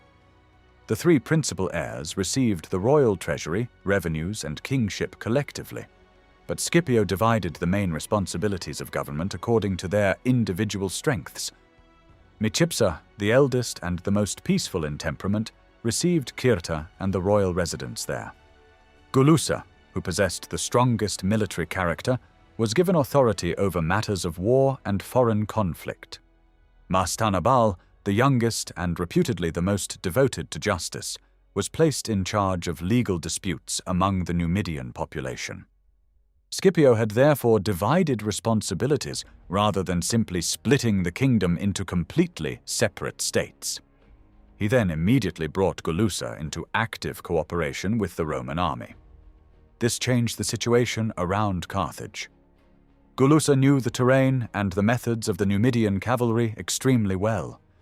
Most importantly, he understood the hiding places and routes that Phamius had repeatedly used to ambush Roman forces. With Gulusa assisting Rome, many of these positions were identified and neutralized. Phamius suddenly found it much harder to continue the hit-and-run attacks that had caused the Romans so much difficulty. Then came an unexpected encounter. During the winter, Scipio and Phamius found themselves on opposite sides of a watercourse that neither could easily cross. For once, the two enemies could see one another without being able to attack. Scipio moved forward with only a few companions, partly to investigate whether the area concealed an ambush. Phamius noticed him and approached from his own side with a single companion. Scipio suspected that the Carthaginian commander might be willing to talk. The two men moved close enough to speak, while remaining far enough from the larger armies to avoid immediate interference. Scipio asked Phamius a simple but dangerous question. Why continue risking his life for a cause that seemed incapable of saving him? Phamius replied that his situation offered very few options. Carthage was in desperate circumstances, but he had also inflicted serious damage on the Romans. Even if he abandoned the struggle, why should Rome forgive him? Scipio offered him an answer. If Phamius trusted Scipio's personal word and political influence, he would receive not only safety, but Roman forgiveness and favorable treatment. This was significant because Scipio's reputation for keeping agreements was already well established. Phamius had seen how both Africans and Romans trusted his promises. He did not immediately accept. Instead, he praised Scipio's reliability and said he would consider the proposal. If circumstances allowed him to act, he promised to make contact again. The two commanders then separated and returned to their respective forces. Meanwhile, Manilius had not forgotten the humiliation of the failed expedition against Hasdrubal. Determined to restore his reputation, he prepared another march toward Nepharis. This time he took supplies sufficient for 15 days. More importantly, when the Roman army approached the area, Manilius finally followed the advice Scipio had given during the earlier campaign. Before advancing farther, the Romans constructed a properly fortified camp, protected by a ditch and defensive palisade. It was a small change in procedure, but it showed how much Scipio's influence had grown. The young tribune who had once been mocked for excessive caution was now becoming the officer whose judgment others increasingly followed. And while Rome prepared for another confrontation with Hasdrubal, Scipio had quietly opened another possibility that could alter the balance of the war entirely: the defection of Phamius, one of Carthage's most effective commanders. Manilius's renewed expedition against Hasdrubal ended in disappointment. Despite better preparations than before, the Romans achieved little, and the consul soon found himself worried about another dangerous retreat. Hasdrubal remained nearby, and Manilius feared that the Carthaginian commander would once again wait for the Roman army to withdraw before striking at its weakest moment. Then an unexpected message arrived. A letter from the forces serving with Gulusa was delivered directly to Scipio. It contained no signature, only a short instruction naming a specific day and meeting place. The writer asked Scipio to come with whatever force he considered necessary, and to make sure the Roman outposts were prepared to receive someone approaching during the night. Scipio immediately suspected that the message had come from Phamius. Manilius was much less confident. Phamius had spent months ambushing Roman troops, and had repeatedly demonstrated his skill at deception and surprise attacks. The consul feared that the meeting might be a carefully prepared trap designed specifically for Scipio. Scipio, however, believed the offer was genuine. Manilius eventually allowed him to go and authorized him to guarantee Phamius complete personal safety if he defected. Scipio was not permitted to promise a specific reward, but he could assure the Carthaginian commander that Rome would treat him according to the value of his service. When the two men met, Phamius required little persuasion. He told Scipio that his personal reputation was enough. He trusted Scipio's promise of safety and was prepared to leave the question of rewards entirely to the Roman government. The following day, Phamius arranged his soldiers as though nothing unusual were happening. He then moved forward with his officers into the space between the opposing forces, apparently to discuss ordinary military matters. Once they were separated from the main Carthaginian formation, he revealed his decision. Phamius told his officers that he would gladly continue fighting if he believed Carthage could still be saved. But the situation had changed. In his judgment, the war was moving toward disaster, and he had decided to secure his own survival. He had already reached an agreement with the Romans and invited those who trusted him to make the same choice. A considerable group accepted. Around 2,200 cavalrymen crossed over with Phamius and joined the Romans. Others might have followed, but Hanno the White managed to stop the remainder.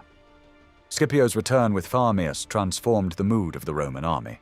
Soldiers came out to meet him with loud cheers, almost as though he were returning from a victorious triumph rather than from a secret negotiation. For Manilius, the defection solved more than one problem. His campaign against Hasdrubal had produced no military success, but bringing one of Carthage's most effective cavalry commanders into the Roman camp gave him something valuable to show for the expedition. He also believed that Hasdrubal would now be less likely to pursue the Romans during their withdrawal. Food, however, was running short. The expedition had originally been supplied for 15 days, yet the army did not begin its return until the 17th. Several more difficult days still remained before the troops could reach safety. Scipio once again acted aggressively to solve the problem. Taking Phamius, Gulussa, Numidian cavalry, and additional Italian horsemen, he rode toward the fertile region known as the Great Pit. The force gathered supplies and captured considerable booty before returning to the Roman army during the night. Not long afterward, Manilius learned that his replacement was approaching. The new consul, Calpurnius Piso, was coming to take command of the campaign. Before leaving office, Manilius sent Scipio back to Rome, accompanied by Phamius. The soldiers gave Scipio an extraordinary farewell. They escorted him to his ship with cheers and openly expressed the hope that he would return to Africa not as a junior officer, but as consul.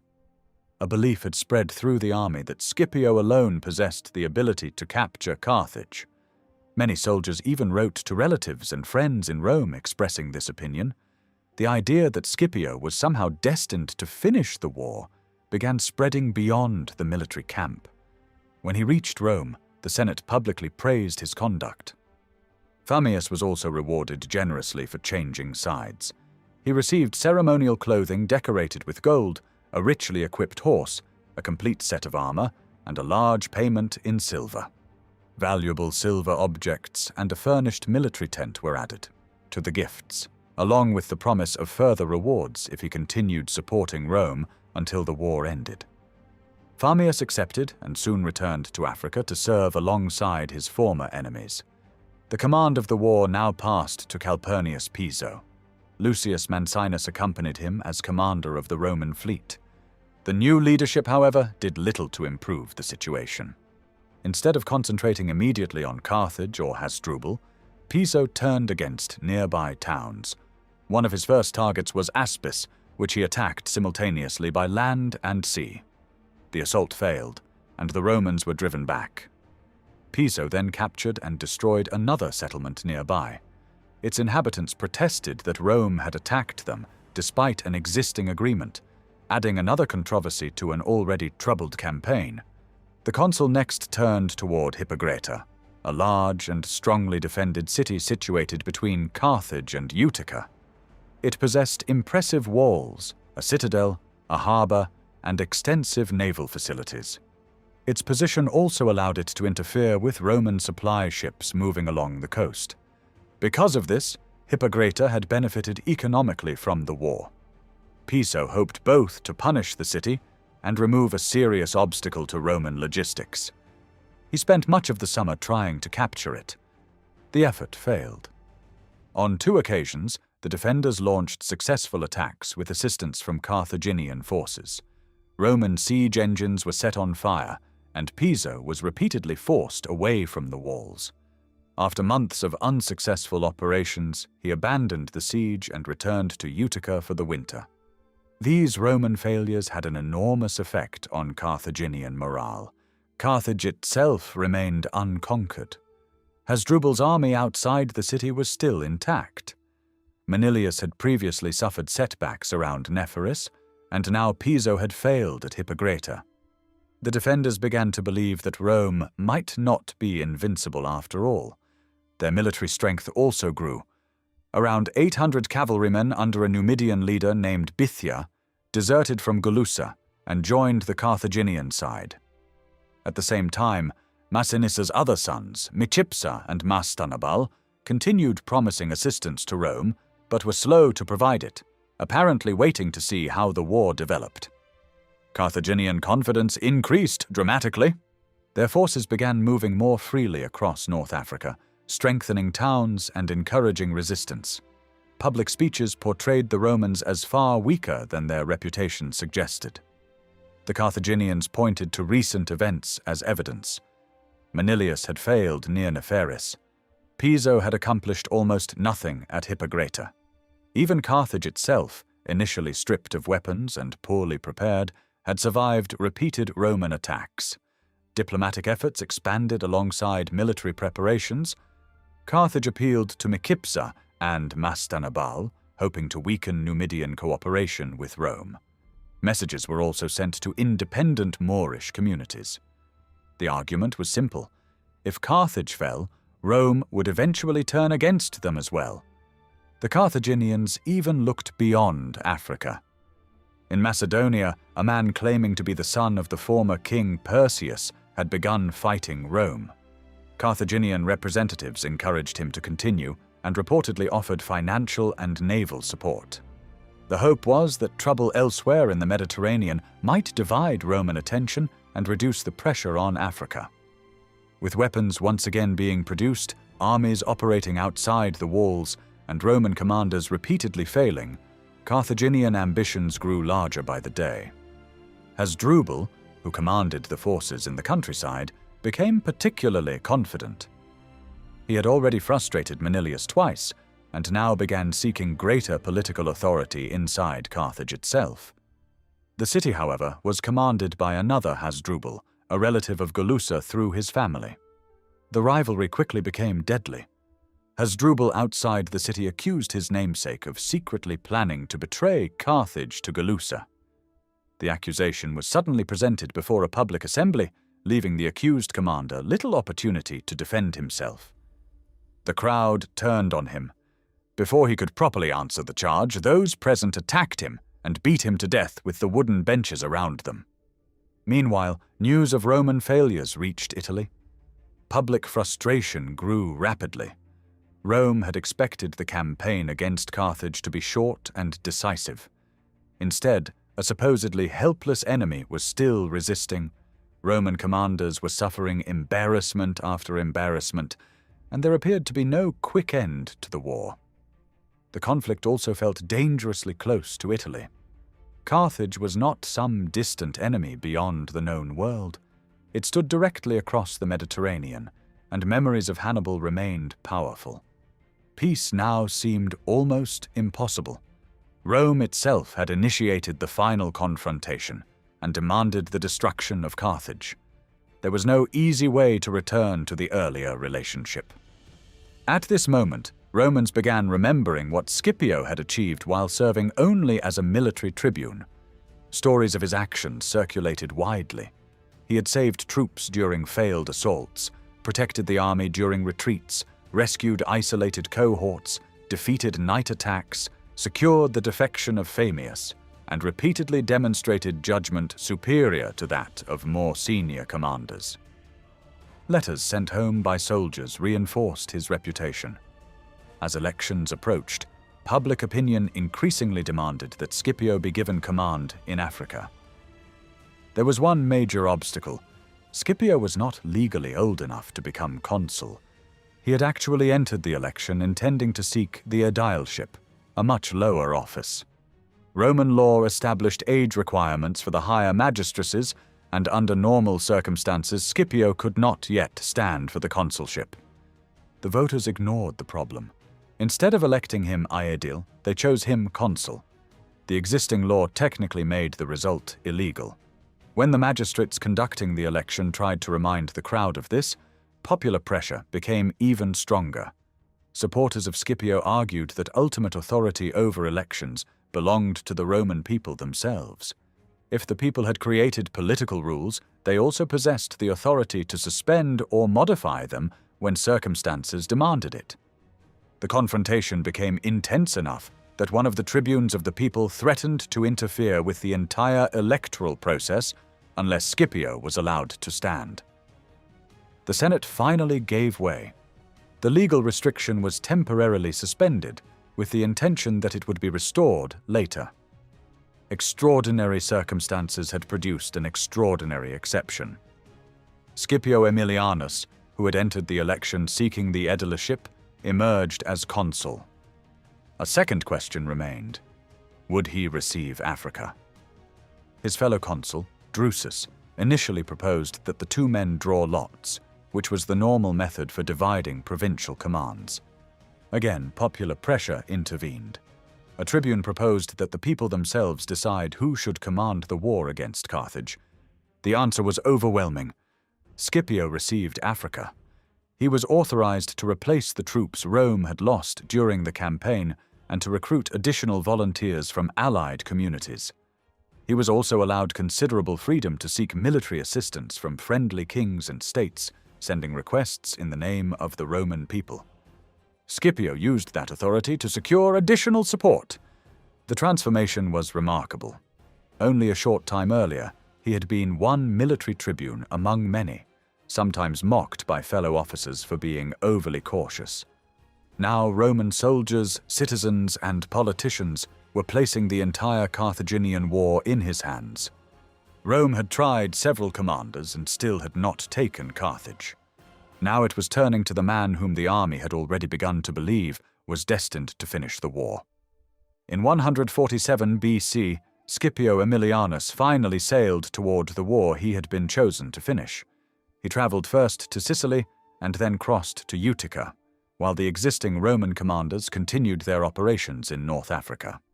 Piso was still campaigning against inland settlements, and the fleet commander Mancinus maintained pressure on Carthage from the sea. Mancinus soon noticed what appeared to be a rare opportunity. One section of the Carthaginian defenses had received less attention because the surrounding terrain was extremely difficult. Steep cliffs protected the wall so naturally that the defenders had assumed a major assault there was unlikely. Mancinus decided to exploit this weakness. Roman soldiers quietly placed ladders against the wall and began climbing. The first men reached the top successfully, but the Carthaginians reacted quickly. Although only a limited number of defenders were present, they opened a nearby gate and launched a counterattack. The Romans resisted and then pushed the Carthaginians backward. In the confusion, the defenders retreated through the open entrance, and Roman troops followed them straight into the city. Suddenly, it appeared that Carthage had been breached. The Roman soldiers shouted that victory was near, and Mancinus became overwhelmed by excitement. Rather than stopping to organize the situation, he rushed forward with men from the fleet. Many of them had not even equipped themselves properly. Some were only partly armed, while others had arrived with almost no combat equipment at all. By sunset, the Romans had secured a strong position just inside the Carthaginian defenses. But their apparent success concealed a serious problem. They had entered the city without proper supplies, without sufficient organization, and without enough fully equipped soldiers to withstand a major counterattack. Mancinus quickly understood how dangerous the situation had become.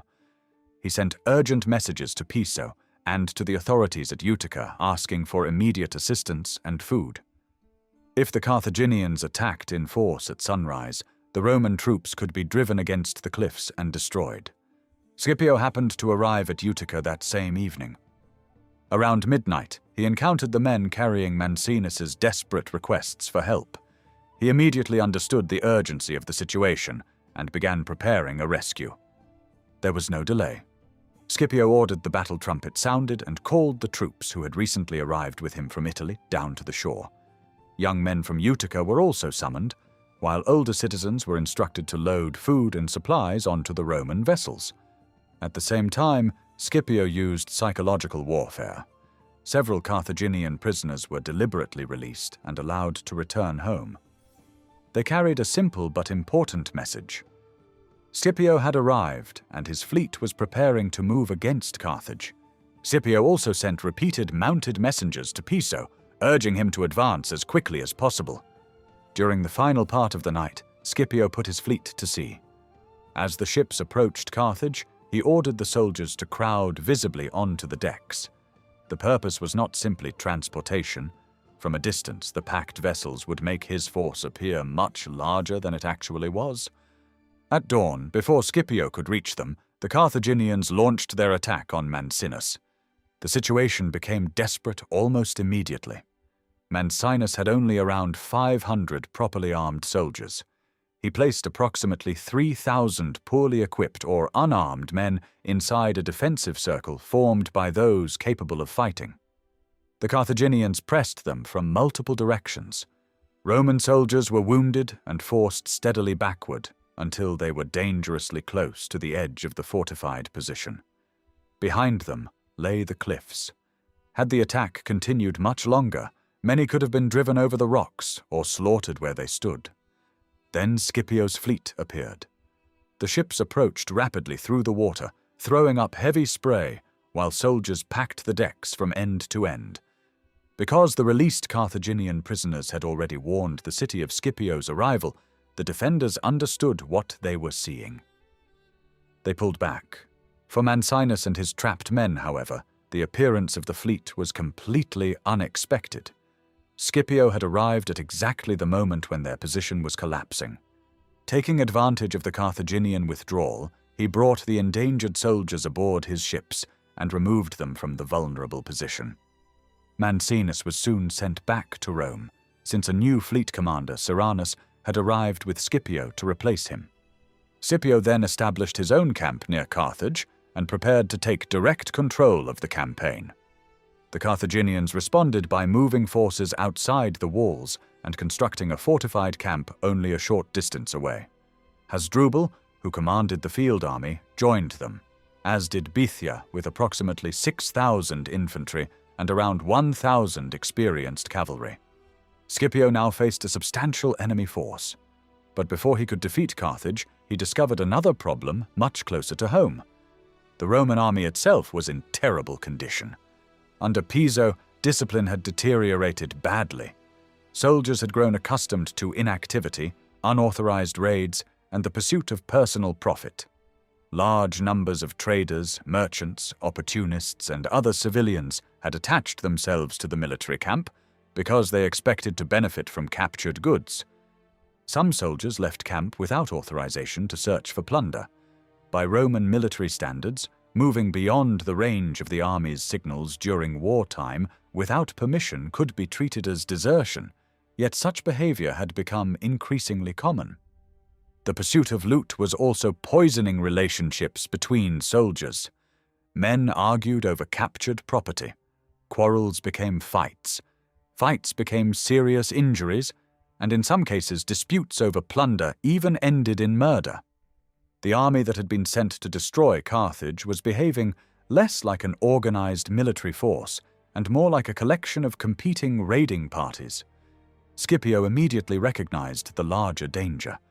He understood that no commander could impose his will on Carthage while lacking control over his own troops. Before attacking the enemy, he would first have to rebuild the Roman army. Scipio assembled the soldiers and addressed them from an elevated platform. He reminded them that he had once served beside them as a subordinate during Manilius's command. At that time, he had obeyed orders and demonstrated the discipline expected from a Roman officer. Now that he held supreme command, he demanded the same obedience from them. He also made it clear that he possessed the authority to punish disobedience severely. But rather than begin with executions or harsh penalties, he chose to give the entire army a warning. Scipio did not spend much time describing their misconduct. The soldiers already knew exactly what had been happening. He told them that they had begun behaving more like thieves than soldiers. Instead of guarding the army, men disappeared in search of loot. Instead of concentrating on defeating Carthage, they chased personal wealth. Instead of accepting the hardships of campaigning, they searched for comfort and luxury before victory had even been achieved. This behavior, Scipio argued, had helped transform the war. When he had previously left Africa, Carthage had been close to collapse.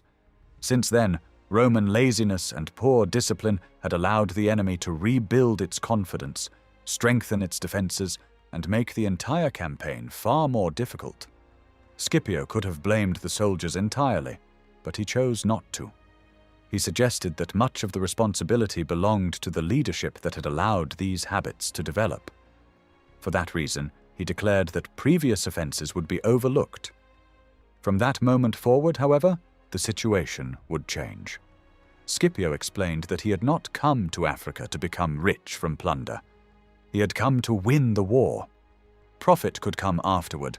Luxury could come afterward. Spoils could come afterward. First, Carthage had to be defeated. His first reform was aimed at the enormous civilian population that had attached itself to the camp. Anyone who was not genuinely necessary to the army was ordered to leave immediately. Only individuals personally authorized by Scipio could remain. Those expelled from the camp would not be allowed to return simply to trade or search for profit. They could come back only when bringing food useful to the soldiers, and even then the supplies had to be appropriate for an army rather than luxury goods. Scipio allowed the merchants a limited period to sell what they already possessed. He and the quaestor would supervise the process to prevent disorder and exploitation. Once the camp followers were dealt with, Scipio turned directly to his soldiers.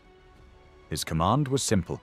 They were to follow the same discipline and work ethic that he demanded from himself. If they did that, he told them, they would fulfill their duties and receive the rewards they deserved. But the army would endure hardship first. There would be time for wealth after victory. There would be time for comfort after the danger had passed. For now, discipline came before everything. The message was unmistakable. Under Scipio, the Roman army outside Carthage would no longer operate as it had under previous commanders. Unauthorized looting, disorder, laziness, and private profit would no longer determine the campaign. Before Scipio could conquer Carthage, he intended to transform the force that had repeatedly failed to take it, and that transformation had already begun. Scipio wasted no time after taking command. The unnecessary traders, camp followers, luxuries, and excess baggage were driven out, leaving behind a Roman army that was smaller in distraction but stronger in discipline. The soldiers quickly understood that their new commander expected absolute focus, and the atmosphere in the camp changed almost immediately. With order restored, Scipio turned back to Carthage itself. One night he launched a surprise operation against Megara, the enormous suburban district lying beside the main city. He divided his forces, sending one group around toward a different section while he personally approached with ladders, axes, and crowbars. The soldiers moved through the darkness as quietly as possible, hoping to reach the walls before the defenders noticed them. The plan nearly succeeded. Only when the Romans came very close did the Carthaginian guards finally spot them and raise the alarm. Scipio immediately changed tactics. Instead of maintaining silence, his men shouted at full volume, and the force approaching from the other direction did the same. The sudden noise convinced the defenders that they were being attacked simultaneously from multiple sides. Scipio still could not force his way directly over the main wall. Instead, he noticed an abandoned private tower standing outside the defenses at roughly the same height as the fortifications. A group of especially daring soldiers climbed it, drove back the Carthaginian guards with missiles, and laid planks across the gap between the tower and the wall. Using this improvised bridge, the Romans crossed onto the fortifications. They then descended into Megara, forced open one of the gates, and allowed Scipio to enter with around 4,000 soldiers. Panic spread instantly. The Carthaginians believed that a much larger section of the city had already fallen. Many abandoned Megara and fled toward Byrsa, the heavily fortified central area of Carthage. Confusion swept through the streets, and some defenders were captured before they understood what was happening. Even troops stationed outside the city abandoned their positions and rushed back toward Byrsa. Scipio, however, refused to let the excitement turn into recklessness. Megara was a difficult place for an army to move through. The district was filled with gardens, orchards, walls dividing individual plots, dense hedges, thorny vegetation, and deep irrigation channels. At night, Roman troops unfamiliar with the terrain could easily become separated or trapped. Scipio feared that a pursuit through these narrow and confusing spaces might expose his men to ambush. Rather than risk losing control of the operation, he ordered a withdrawal after achieving his immediate objective. The following morning, Hasdrubal responded with an act intended to remove any remaining possibility of reconciliation between Rome and Carthage. He brought Roman prisoners onto the walls where their comrades could see them and subjected them to horrifying mutilation and execution. The purpose was psychological. Hasdrubal wanted both sides to understand that the conflict had reached a point where surrender or compromise was no longer possible. His calculation failed. Instead of strengthening Carthaginian determination, the executions disturbed many people inside the city. Some feared that such brutality would make Roman mercy impossible, even if circumstances later forced Carthage to negotiate. Members of the Carthaginian Senate openly criticized Hasdrubal. They believed he had committed an unnecessary atrocity at the worst possible moment, when the city desperately needed every remaining path to survival. Hasdrubal answered opposition with intimidation. Senators who criticized him were arrested, and some were executed. His authority increasingly depended on fear rather than political consent. He began behaving less like a military commander defending the city and more like a ruler determined to eliminate anyone who might challenge him. Meanwhile, Scipio continued systematically tightening his control around Carthage. The Carthaginian camp, abandoned during the fighting around Megara, was burned. Scipio now controlled the entire isthmus connecting Carthage with the mainland, and he decided to transform this position into a massive fortified barrier. The Romans began digging a trench completely across the isthmus from one side of the sea to the other. The work was extremely dangerous because Carthaginian forces remained close enough to attack the laborers. Roman soldiers had to build and fight almost simultaneously across a very wide front. Once the first trench was complete, Scipio ordered another parallel trench to be dug farther back toward the mainland. 2 additional trenches were then constructed at right angles, joining the first 2 and creating a huge rectangular fortified zone. Sharp stakes were planted throughout the defenses, and wooden barriers reinforced the trenches. On the side facing Carthage, Scipio went even further. He constructed a long defensive wall stretching across the entire isthmus. It rose about 12 feet before the additional height of battlements and towers was counted. Watchtowers were placed along the line, with the largest one built near the center. Above this central tower, the Romans added a tall wooden observation structure several stories high. From there, Scipio could watch activity inside Carthage and supervise operations across the siege front. The speed of construction was remarkable. The entire army worked continuously for roughly 20 days and nights. Soldiers rotated between labor, fighting, eating, and sleeping. By the end, Scipio had created not merely a camp, but an enormous fortified barrier separating Carthage from the African interior. This became one of the most important developments of the siege. Carthage was surrounded by water on nearly every side. The isthmus had been its principal land connection to the countryside. By sealing this corridor, Scipio dramatically reduced the amount of food that could reach the city. The consequences were severe because Carthage now contained far more people than usual. Rural populations had moved inside the walls for protection, while the ongoing war had driven away foreign merchants who had once supplied the city through normal trade. Most food, therefore, had to come from Carthaginian-controlled territory in Africa. That route was now blocked. Small quantities could still arrive by sea, but only under favorable conditions. As Scipio's land blockade tightened, hunger began spreading among the civilian population. Bithyia, the Carthaginian cavalry commander responsible for obtaining supplies, did not attempt a direct attack on Scipio's new fortifications. Breaking through such carefully prepared defenses would have been extremely costly. Instead, he tried sending supplies by sea. The Roman navy was supposed to blockade Carthage, but maintaining a perfect naval cordon was difficult. The coastline offered few safe anchoring points, reefs complicated navigation, and rough water near the city made it dangerous for Roman ships to remain constantly close to shore. Occasionally, Carthaginian vessels and daring merchant ships waited for strong winds blowing towards the city.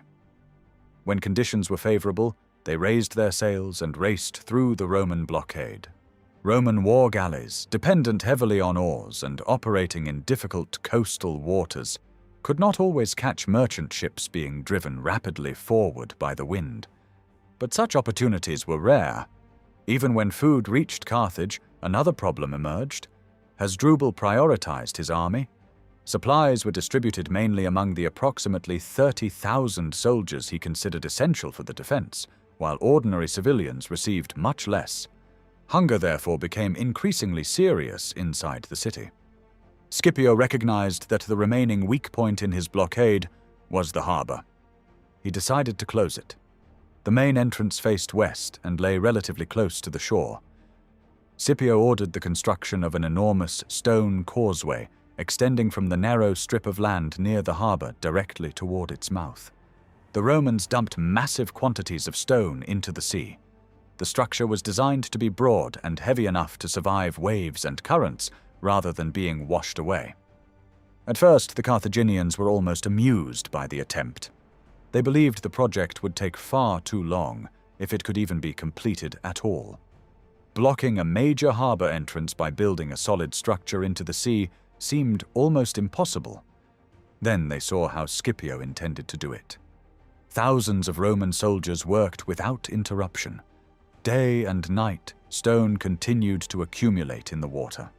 The causeway moved steadily closer to the harbor entrance. The Carthaginians realized that the Romans might actually succeed. Rather than waste time trying to destroy the project directly, they began one of the most extraordinary engineering efforts of the entire siege. Inside the harbor, hidden from Roman observation, they started cutting a completely new entrance toward the open sea. The location was carefully chosen. Water there was deep and exposed to strong winds, making it impossible for Scipio to block the new route with another causeway. The entire population contributed. Men worked alongside women and children, digging and removing material while every effort was made to conceal the project from Roman eyes. At the same time, Carthage secretly began rebuilding a navy. Old timber and whatever usable materials remained were gathered. Craftsmen constructed triremes, quinqueremes, and smaller warships inside the concealed harbor area. The operation remained remarkably secret. Roman prisoners could hear constant activity from the harbor, day and night, but even they could not explain exactly what the Carthaginians were doing. Reports reached Scipio that something significant was taking place, yet no one could provide reliable details. Then, at dawn, the mystery was revealed. The new channel was opened. Out through the entrance sailed a newly built Carthaginian fleet. Around 50 triremes emerged first, accompanied by numerous smaller warships and fast vessels. After months of blockade, After surrendering their old navy, and while surrounded by one of Rome's most determined armies, the Carthaginians had secretly created both a new harbor exit and a new fleet. For the Romans watching outside, it was an astonishing sight. Scipio had nearly sealed Carthage from the sea, but Carthage had answered by cutting itself another path to the Mediterranean. The sudden appearance of Carthage's newly built fleet stunned the Romans. They had not expected the defenders to create another harbor entrance, much less launch a fresh naval force from it. For a brief moment, the Carthaginians possessed a remarkable opportunity. Much of the Roman fleet had been neglected while soldiers and sailors concentrated on siege operations, and many ships were not fully prepared for battle. Had the Carthaginians attacked immediately, they might have inflicted a devastating blow. Instead, they chose to display their achievement. The new fleet sailed out before the Romans, demonstrated that Carthage still possessed naval power, and then returned to the harbor. The psychological effect was significant, but the military opportunity was lost. 3 days later, the Carthaginians finally sailed out again, this time prepared for battle. The Romans were ready as well. Both fleets advanced toward one another amid loud shouting from the crews, and everyone understood what was at stake. For Carthage, control of the sea represented one of the final chances to break the tightening siege. For Rome, victory would bring the complete isolation of the city much closer. The fighting continued for hours. Rowers pushed themselves to exhaustion, helmsmen searched constantly for better positions, and soldiers fought from the decks as vessels crashed together. Neither side was able to establish a decisive advantage. The smaller Carthaginian craft proved especially effective. Their speed allowed them to approach the larger Roman ships, strike vulnerable sections, and quickly pull away. Some smashed into the rear of enemy vessels, while others damaged oars and steering equipment. Their mobility made them difficult targets and caused serious disruption throughout the Roman formation. By late afternoon, the result was still uncertain.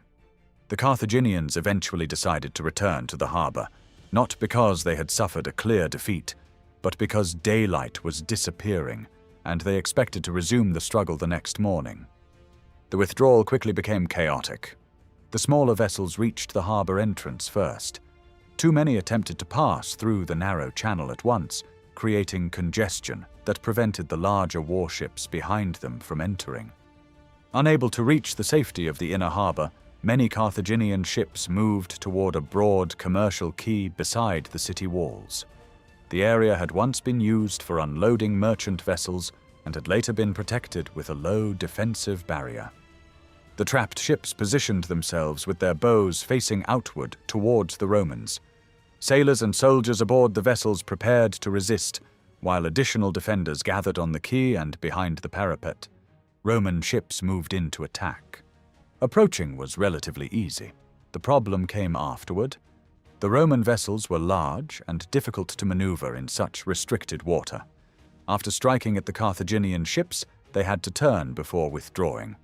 During this slow movement, they became exposed, allowing the defenders to return the damage they had just received. A group of 5 allied ships eventually developed a more effective method. Instead of turning around after each attack, they dropped anchors farther out and attached long ropes to them. The ships then rowed forward, struck at the Carthaginians, and were pulled backward by the ropes without needing to turn. The maneuver worked extremely well. Other Roman crews copied the technique. Again and again they moved forward, attacked, and withdrew, stern first, along the anchored ropes. The Carthaginian ships could no longer exploit the slow-turning movement that had previously made Roman vessels vulnerable. The fighting continued until darkness finally ended the engagement. Whatever remained of the Carthaginian fleet withdrew toward the city. At sunrise, Scipio immediately recognized the importance of the commercial quay. If the Romans controlled it, they would gain a position directly beside the harbor and close to the city's defenses. He therefore launched a major assault. Battering rams and siege engines struck the parapet until part of it collapsed. Yet even after months of hunger and exhaustion, the Carthaginians were still willing to attempt extraordinary attacks. That night, they prepared a desperate counterstrike. The defenders could not approach the Roman siege equipment by land because the route was blocked, nor could ordinary ships reach the area because the water was too shallow. So they went through the water themselves. The attackers carried unlit torches and removed most of their clothing so they could move more easily. Some crossed with the water reaching their chests. Others were forced to swim. Because the torches remained dark, the Romans did not notice them until they were already close. Once they reached the siege engines, the Carthaginians ignited the torches. The Romans immediately opened fire. Arrows, javelins, and other missiles struck the attackers from every direction. Many were wounded, but they continued forward despite having almost no protection. Their only objective was to reach the siege machinery and destroy it. They succeeded. The engines caught fire, and the violence of the attack created extraordinary panic among the Roman soldiers. The sight of apparently unarmed men emerging from the water and continuing forward under heavy missile fire shook the camp more severely than many conventional attacks had done. Scipio reacted brutally to restore order. He rode into the confusion with cavalry and ordered that any Roman who continued fleeing should be stopped by force. Some were killed in the process. The rest were driven back into position and forced to remain under arms throughout the night. The Carthaginians, having destroyed the siege machinery, returned through the water to the city. By the next morning, the defenders had already begun rebuilding the damaged section of the quay. New towers were added to strengthen it before the Romans could bring replacement machinery forward. Scipio answered with another round of engineering. Fresh siege engines were constructed, while raised platforms were built opposite the new Carthaginian towers. From these positions, the Romans launched burning materials, including containers filled with pitch and sulfur. Several defensive structures caught fire, forcing the Carthaginians to withdraw from parts of the quay. The Romans tried to pursue them, but the ground itself became an obstacle. So much blood had been spilled during the fighting that the surface was extremely slippery, making rapid movement dangerous. Even so, Scipio eventually secured the entire quay. Rather than simply occupy it, he transformed the position into another permanent siege installation. A new brick wall was constructed directly opposite the Carthaginian defenses and raised to approximately the same height. Around 4,000 Roman soldiers were stationed along this new structure. Because the two walls stood at nearly equal elevation, Roman troops could now fire missiles directly into Carthaginian positions without needing to shoot upward from exposed ground. The pressure on the city intensified. As summer came to an end, Scipio turned his attention away from the walls temporarily and focused on the remaining Carthaginian forces operating throughout the countryside. The most important target was Nepharis. The position was now commanded by Diogenes, who had taken over from Hasdrubal. Nepharis was strategically valuable because the army stationed there helped provide Carthage with supplies and maintained resistance throughout the surrounding region. Scipio decided that Carthage could not be completely isolated while this force remained active. At the beginning of winter, he divided the operation. Gaius Laelius advanced by land, while Scipio approached through the area near the lake. Once near Nepharis, Scipio established his camp only a short distance from Diogenes' position. Gulussa was ordered to maintain continuous pressure on the enemy, while Scipio moved repeatedly between Nepharis and Carthage, personally supervising both theaters of the campaign. Eventually, the Romans succeeded in destroying sections of the defenses between two enemy towers. Scipio prepared the decisive attack carefully. He selected 1,000 experienced soldiers and secretly positioned them behind the enemy position. Another 3,000 chosen men would conduct the main assault from the front. Even this frontal attack was organized differently from an ordinary charge. Scipio did not send everyone forward at once. Instead, he arranged his men in successive groups. The first attackers moved against the damaged defenses. Additional troops followed immediately behind them.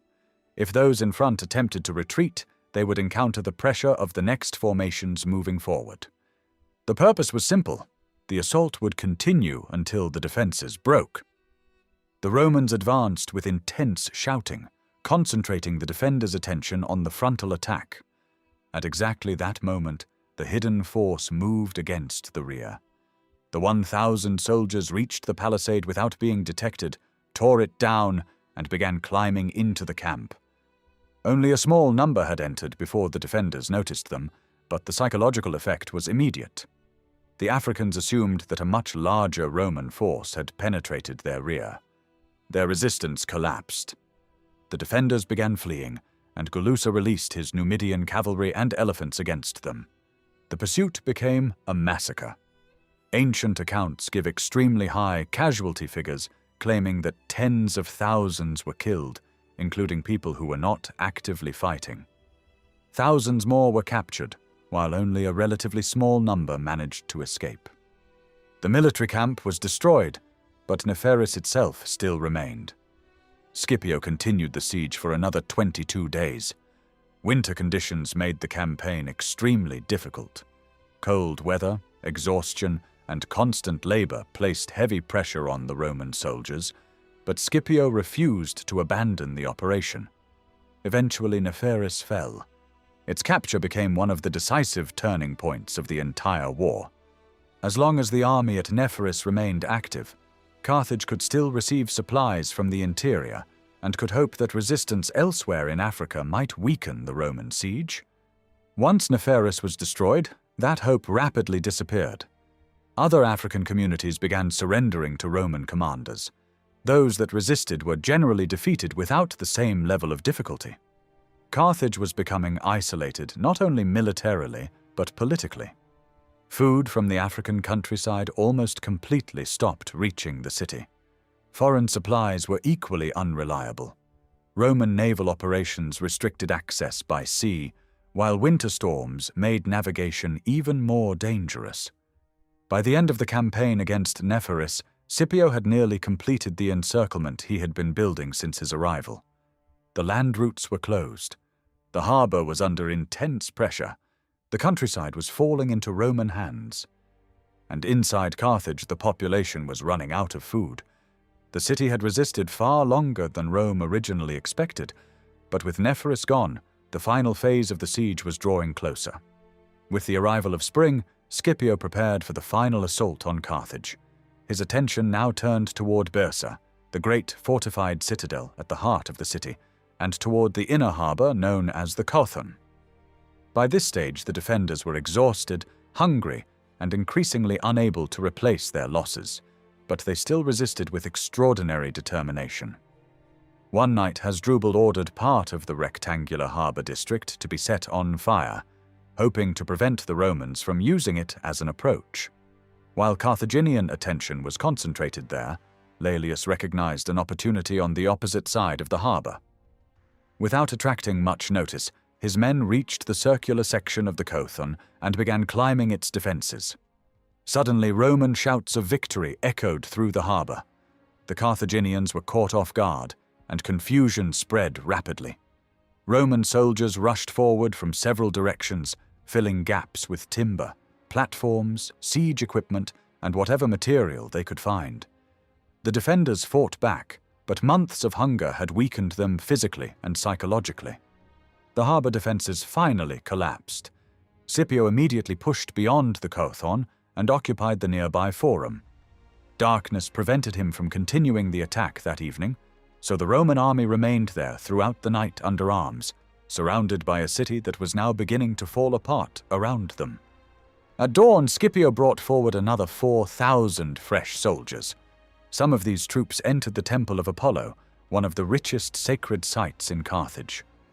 The shrine contained enormous quantities of precious metal, including a magnificent golden decoration associated with the statue of the god. Discipline briefly collapsed as soldiers hacked pieces of gold away with their swords and divided the treasure among themselves, ignoring their officers until the plunder had been distributed. Afterward, they returned to the fighting. Scipio's principal objective was now Byrsa. Most of the surviving population had crowded into this final fortified district. Reaching it required advancing from the forum through 3 narrow streets climbing towards the citadel. Dense rows of houses stood on both sides, many reaching several stories high. The urban terrain strongly favored the defenders. Carthaginians attacked the Romans from windows, balconies, and rooftops. Missiles rained down onto troops moving through the streets below. Rather than advance only at ground level, Roman soldiers began capturing buildings one after another. Once they controlled one house, they attacked the next from above. As the fighting continued, soldiers placed wooden beams and planks across the narrow gaps between buildings. These improvised bridges allowed them to move from rooftop to rooftop without returning to the streets. 2 battles were therefore taking place at the same time. One unfolded high above the streets, where Roman and Carthaginian soldiers fought across roofs and improvised bridges. The other raged below, where troops met at close range inside alleys and between buildings. The entire district became filled with noise. There were military commands, screams, collapsing structures, weapons striking stone, and the cries of wounded civilians and soldiers. Some people were killed inside buildings. Others were thrown from rooftops and fell into the streets below. Men falling from several stories sometimes landed directly on weapons carried by soldiers beneath them. Others struck the pavement or disappeared beneath the confusion of fighting. For a time, the Romans avoided setting the buildings on fire because many of their own men were still fighting on the roofs. Once Scipio reached the approaches to Byrsa, that restraint ended. He ordered all 3 main streets to be burned simultaneously. The Romans tried to keep central passages open so that troops could continue moving toward and away from the fighting, but the surrounding buildings were set ablaze. What followed was the most destructive phase of the battle. Fire moved through the tightly packed houses while Roman soldiers began tearing structures down rather than waiting for them to burn completely. Walls and upper floors collapsed into the streets. Many people died beneath the falling stone and timber. Others remained alive inside the ruins. Elderly inhabitants, women, and children had hidden deep within houses hoping to escape the fighting. Some emerged badly burned or wounded. Others were trapped as buildings collapsed around them. People thrown from upper floors fell together with burning beams, stones, and shattered furniture. Bodies were crushed under debris, while survivors cried out from beneath the ruins. The Roman advance continued regardless. Military workers followed behind the troops, clearing the streets so that fresh units could move forward. Using axes, hooks, and digging tools, they removed collapsed material from the roads. The speed of the operation left little time to distinguish between bodies and survivors. Dead and wounded people were dragged aside together with wood and stone. Some were thrown into depressions and trenches simply to clear the passage. The fighting had become so intense that ordinary human reactions were being overwhelmed by exhaustion and momentum. Soldiers rushed forward because victory seemed close. Trumpets sounded continuously. Officers shouted instructions. Units moved in and out of the battle. New troops replaced exhausted ones, while others carried supplies or cleared the streets. The destruction continued for 6 days and 6 nights. Roman soldiers were rotated because no man could remain continuously exposed to fighting, smoke, bloodshed, sleeplessness, and the physical effort of urban combat. Scipio, however, remained constantly involved. He moved between different positions, supervised operations, issued orders, and ate whenever he could find an opportunity. Sleep became almost non-existent. Eventually, exhaustion caught up with him. He sat on an elevated position from which he could watch the destruction unfolding below. Even after nearly a week, large sections of Byrsa remained occupied. Then, on the 7th day, a group of Carthaginians approached Scipio carrying symbols of supplication taken from the temple of Asclepius, one of the most important sanctuaries in the citadel. They asked for only one thing. They wanted the lives of anyone willing to leave Byrsa and surrender. Scipio agreed, with one exception. Roman deserters who had joined Carthage would receive no protection. a narrow gate was opened. Around 50,000 men and women emerged from the citadel under Roman guard. For these survivors, the war was over. But roughly 900 Roman deserters remained behind. They knew that surrender would almost certainly mean execution.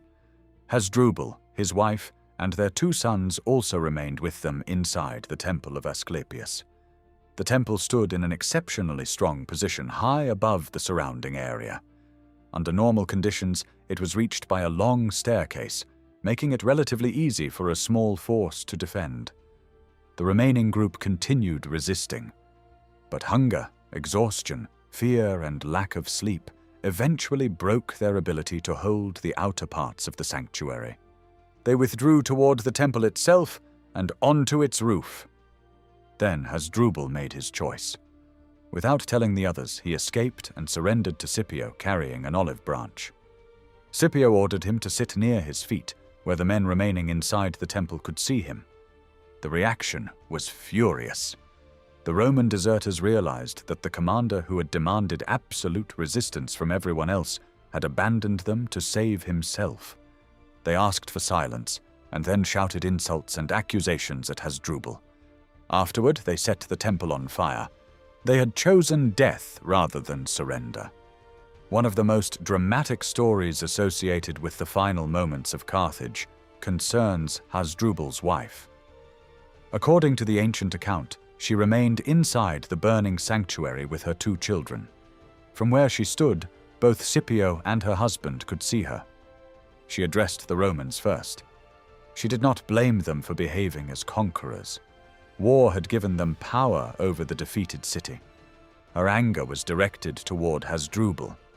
She condemned him for abandoning Carthage, its temples, his companions, his wife, and his own children simply to preserve his life. She then turned directly toward him and mocked the future awaiting him.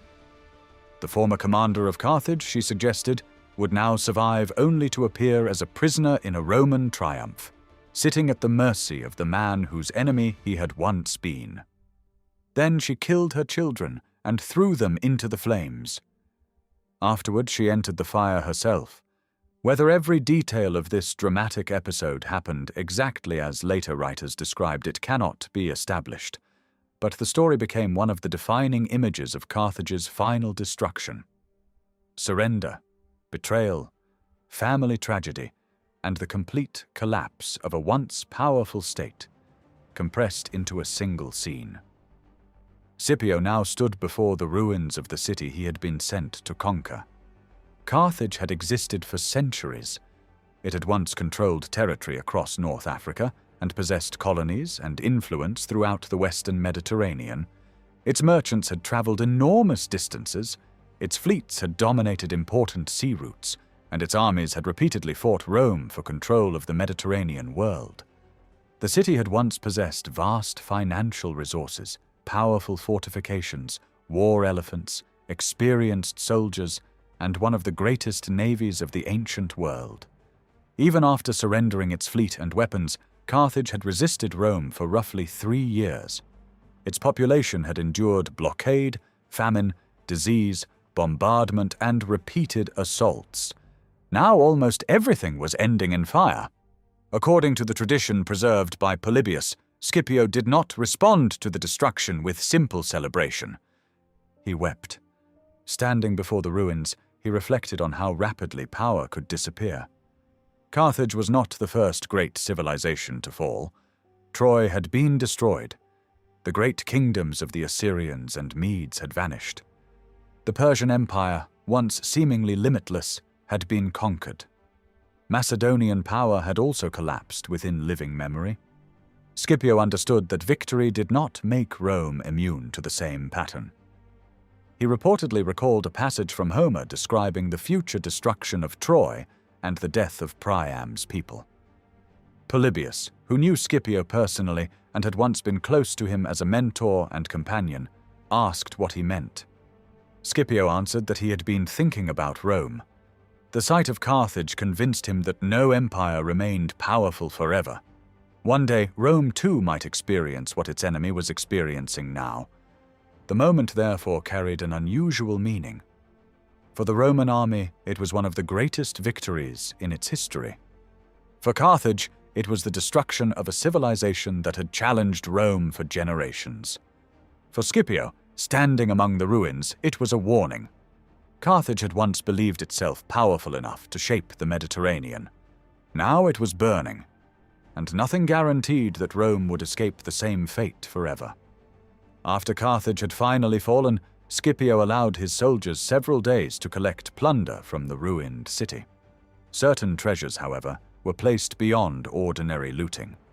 Gold, silver, and valuable objects taken from temples were reserved under Roman authority rather than divided freely among the troops. Scipio also rewarded soldiers who had distinguished themselves during the siege.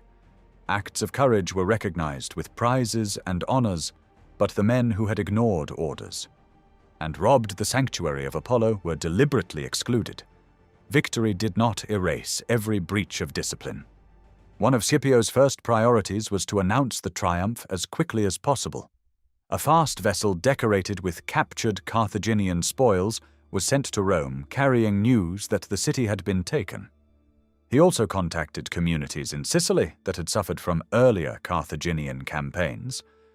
Sacred objects taken from Sicilian temples during previous wars could now be identified and reclaimed by their original owners.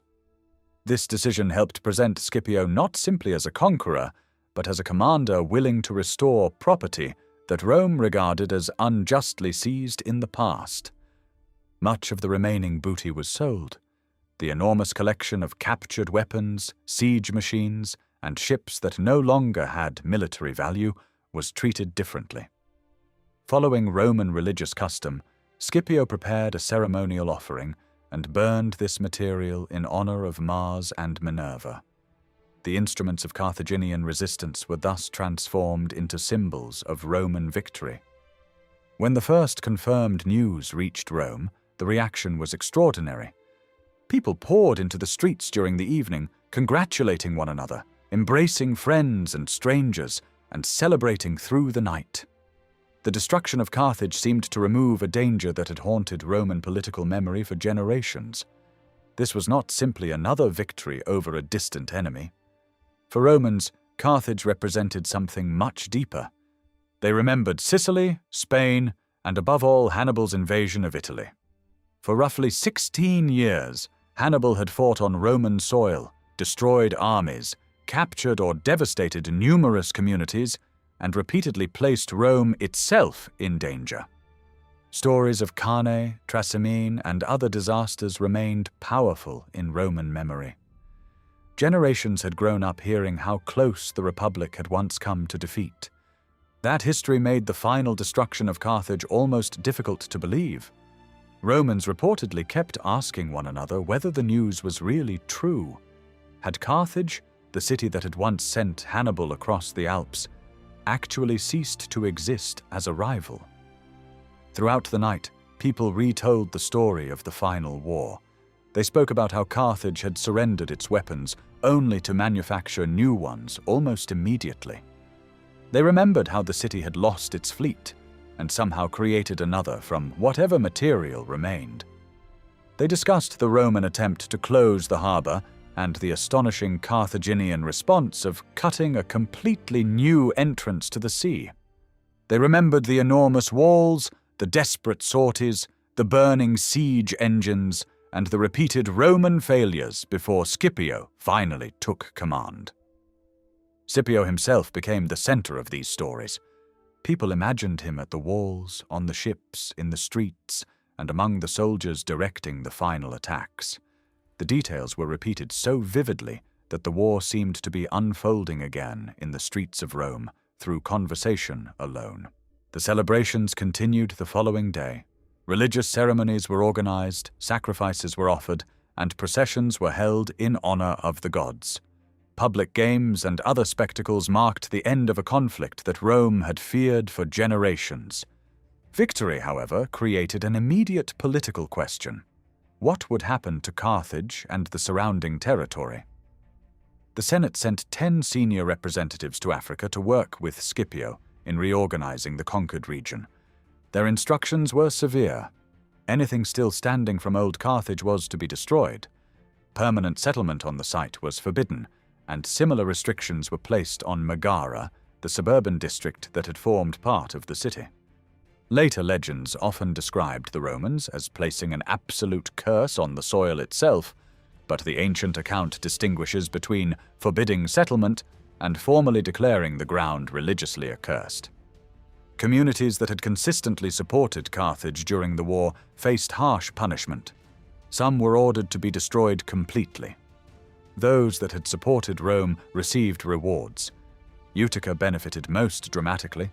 Because it had defected to Rome before the final campaign and provided an essential base of operations, it received extensive territory formerly controlled by Carthage, including valuable lands along the North African coast.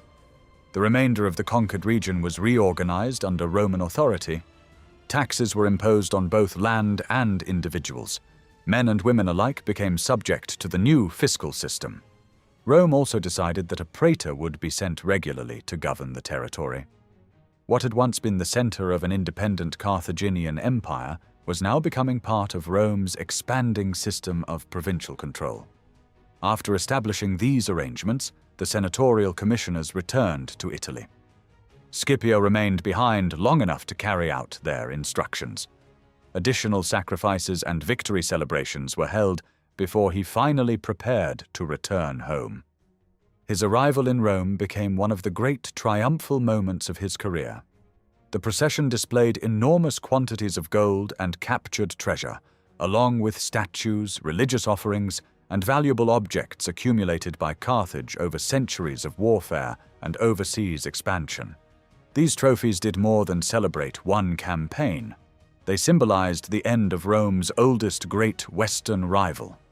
Scipio had now earned the name Africanus in a new sense, following the earlier Scipio whose victory over Hannibal had ended the Second Punic War. Yet the destruction of Carthage did not mean the site would remain empty forever. Attempts to restore settlement began within a few decades. During the political struggles surrounding Gaius Gracchus in the late 2nd century BC, Roman leaders proposed sending thousands of colonists to Africa. Around 6,000 settlers were reportedly selected for a colony near the former Carthaginian territory. The project soon encountered opposition and ominous stories. One tradition claimed that wolves repeatedly disturbed or removed the markers used to divide the land. Whether interpreted as a religious warning or later political legend, the incident became associated with the abandonment of the early colonial attempt. For a time, the ruins remained largely without a major Roman city. The idea of rebuilding Carthage, however, did not disappear. Nearly a century after its destruction, Julius Caesar returned to North Africa, while fighting the remaining supporters of Pompey. According to later tradition, while camped near the old site, he experienced a dream in which he saw a great multitude of people in mourning. The vision supposedly inspired him to plan a new settlement. After returning to Rome, Caesar faced demands from poorer citizens who wanted land. He proposed colonizing both Carthage and Corinth, two famous cities that Rome had destroyed during the same generation. Caesar was assassinated before he could fully complete the plan. The project was eventually carried forward under Augustus. A Roman Carthage was established close to the location of the Punic city. Ancient tradition sometimes explained the slight difference in location as an attempt to avoid the restrictions associated with the destroyed settlement. Thousands of colonists were sent from Rome, while additional inhabitants came from surrounding African communities. A new Carthage gradually emerged. This city was Roman rather than Punic, but its geographical position remained too valuable to ignore. The same advantages that had helped the original Carthage become wealthy: fertile territory, access to Mediterranean trade, and a strategic North African location, now helped its Roman successor grow. The irony was striking. Rome had destroyed Carthage because it considered the city too dangerous to survive. Later, Rome itself rebuilt it. More than a century after Scipio watched the Punic capital disappear in flames, a new Carthage stood near the ruins. The political world had completely changed. The maritime empire of the Carthaginians was gone, its independence had vanished, and North Africa had been drawn permanently into Rome's expanding Mediterranean system. Yet the city itself refused to disappear from history.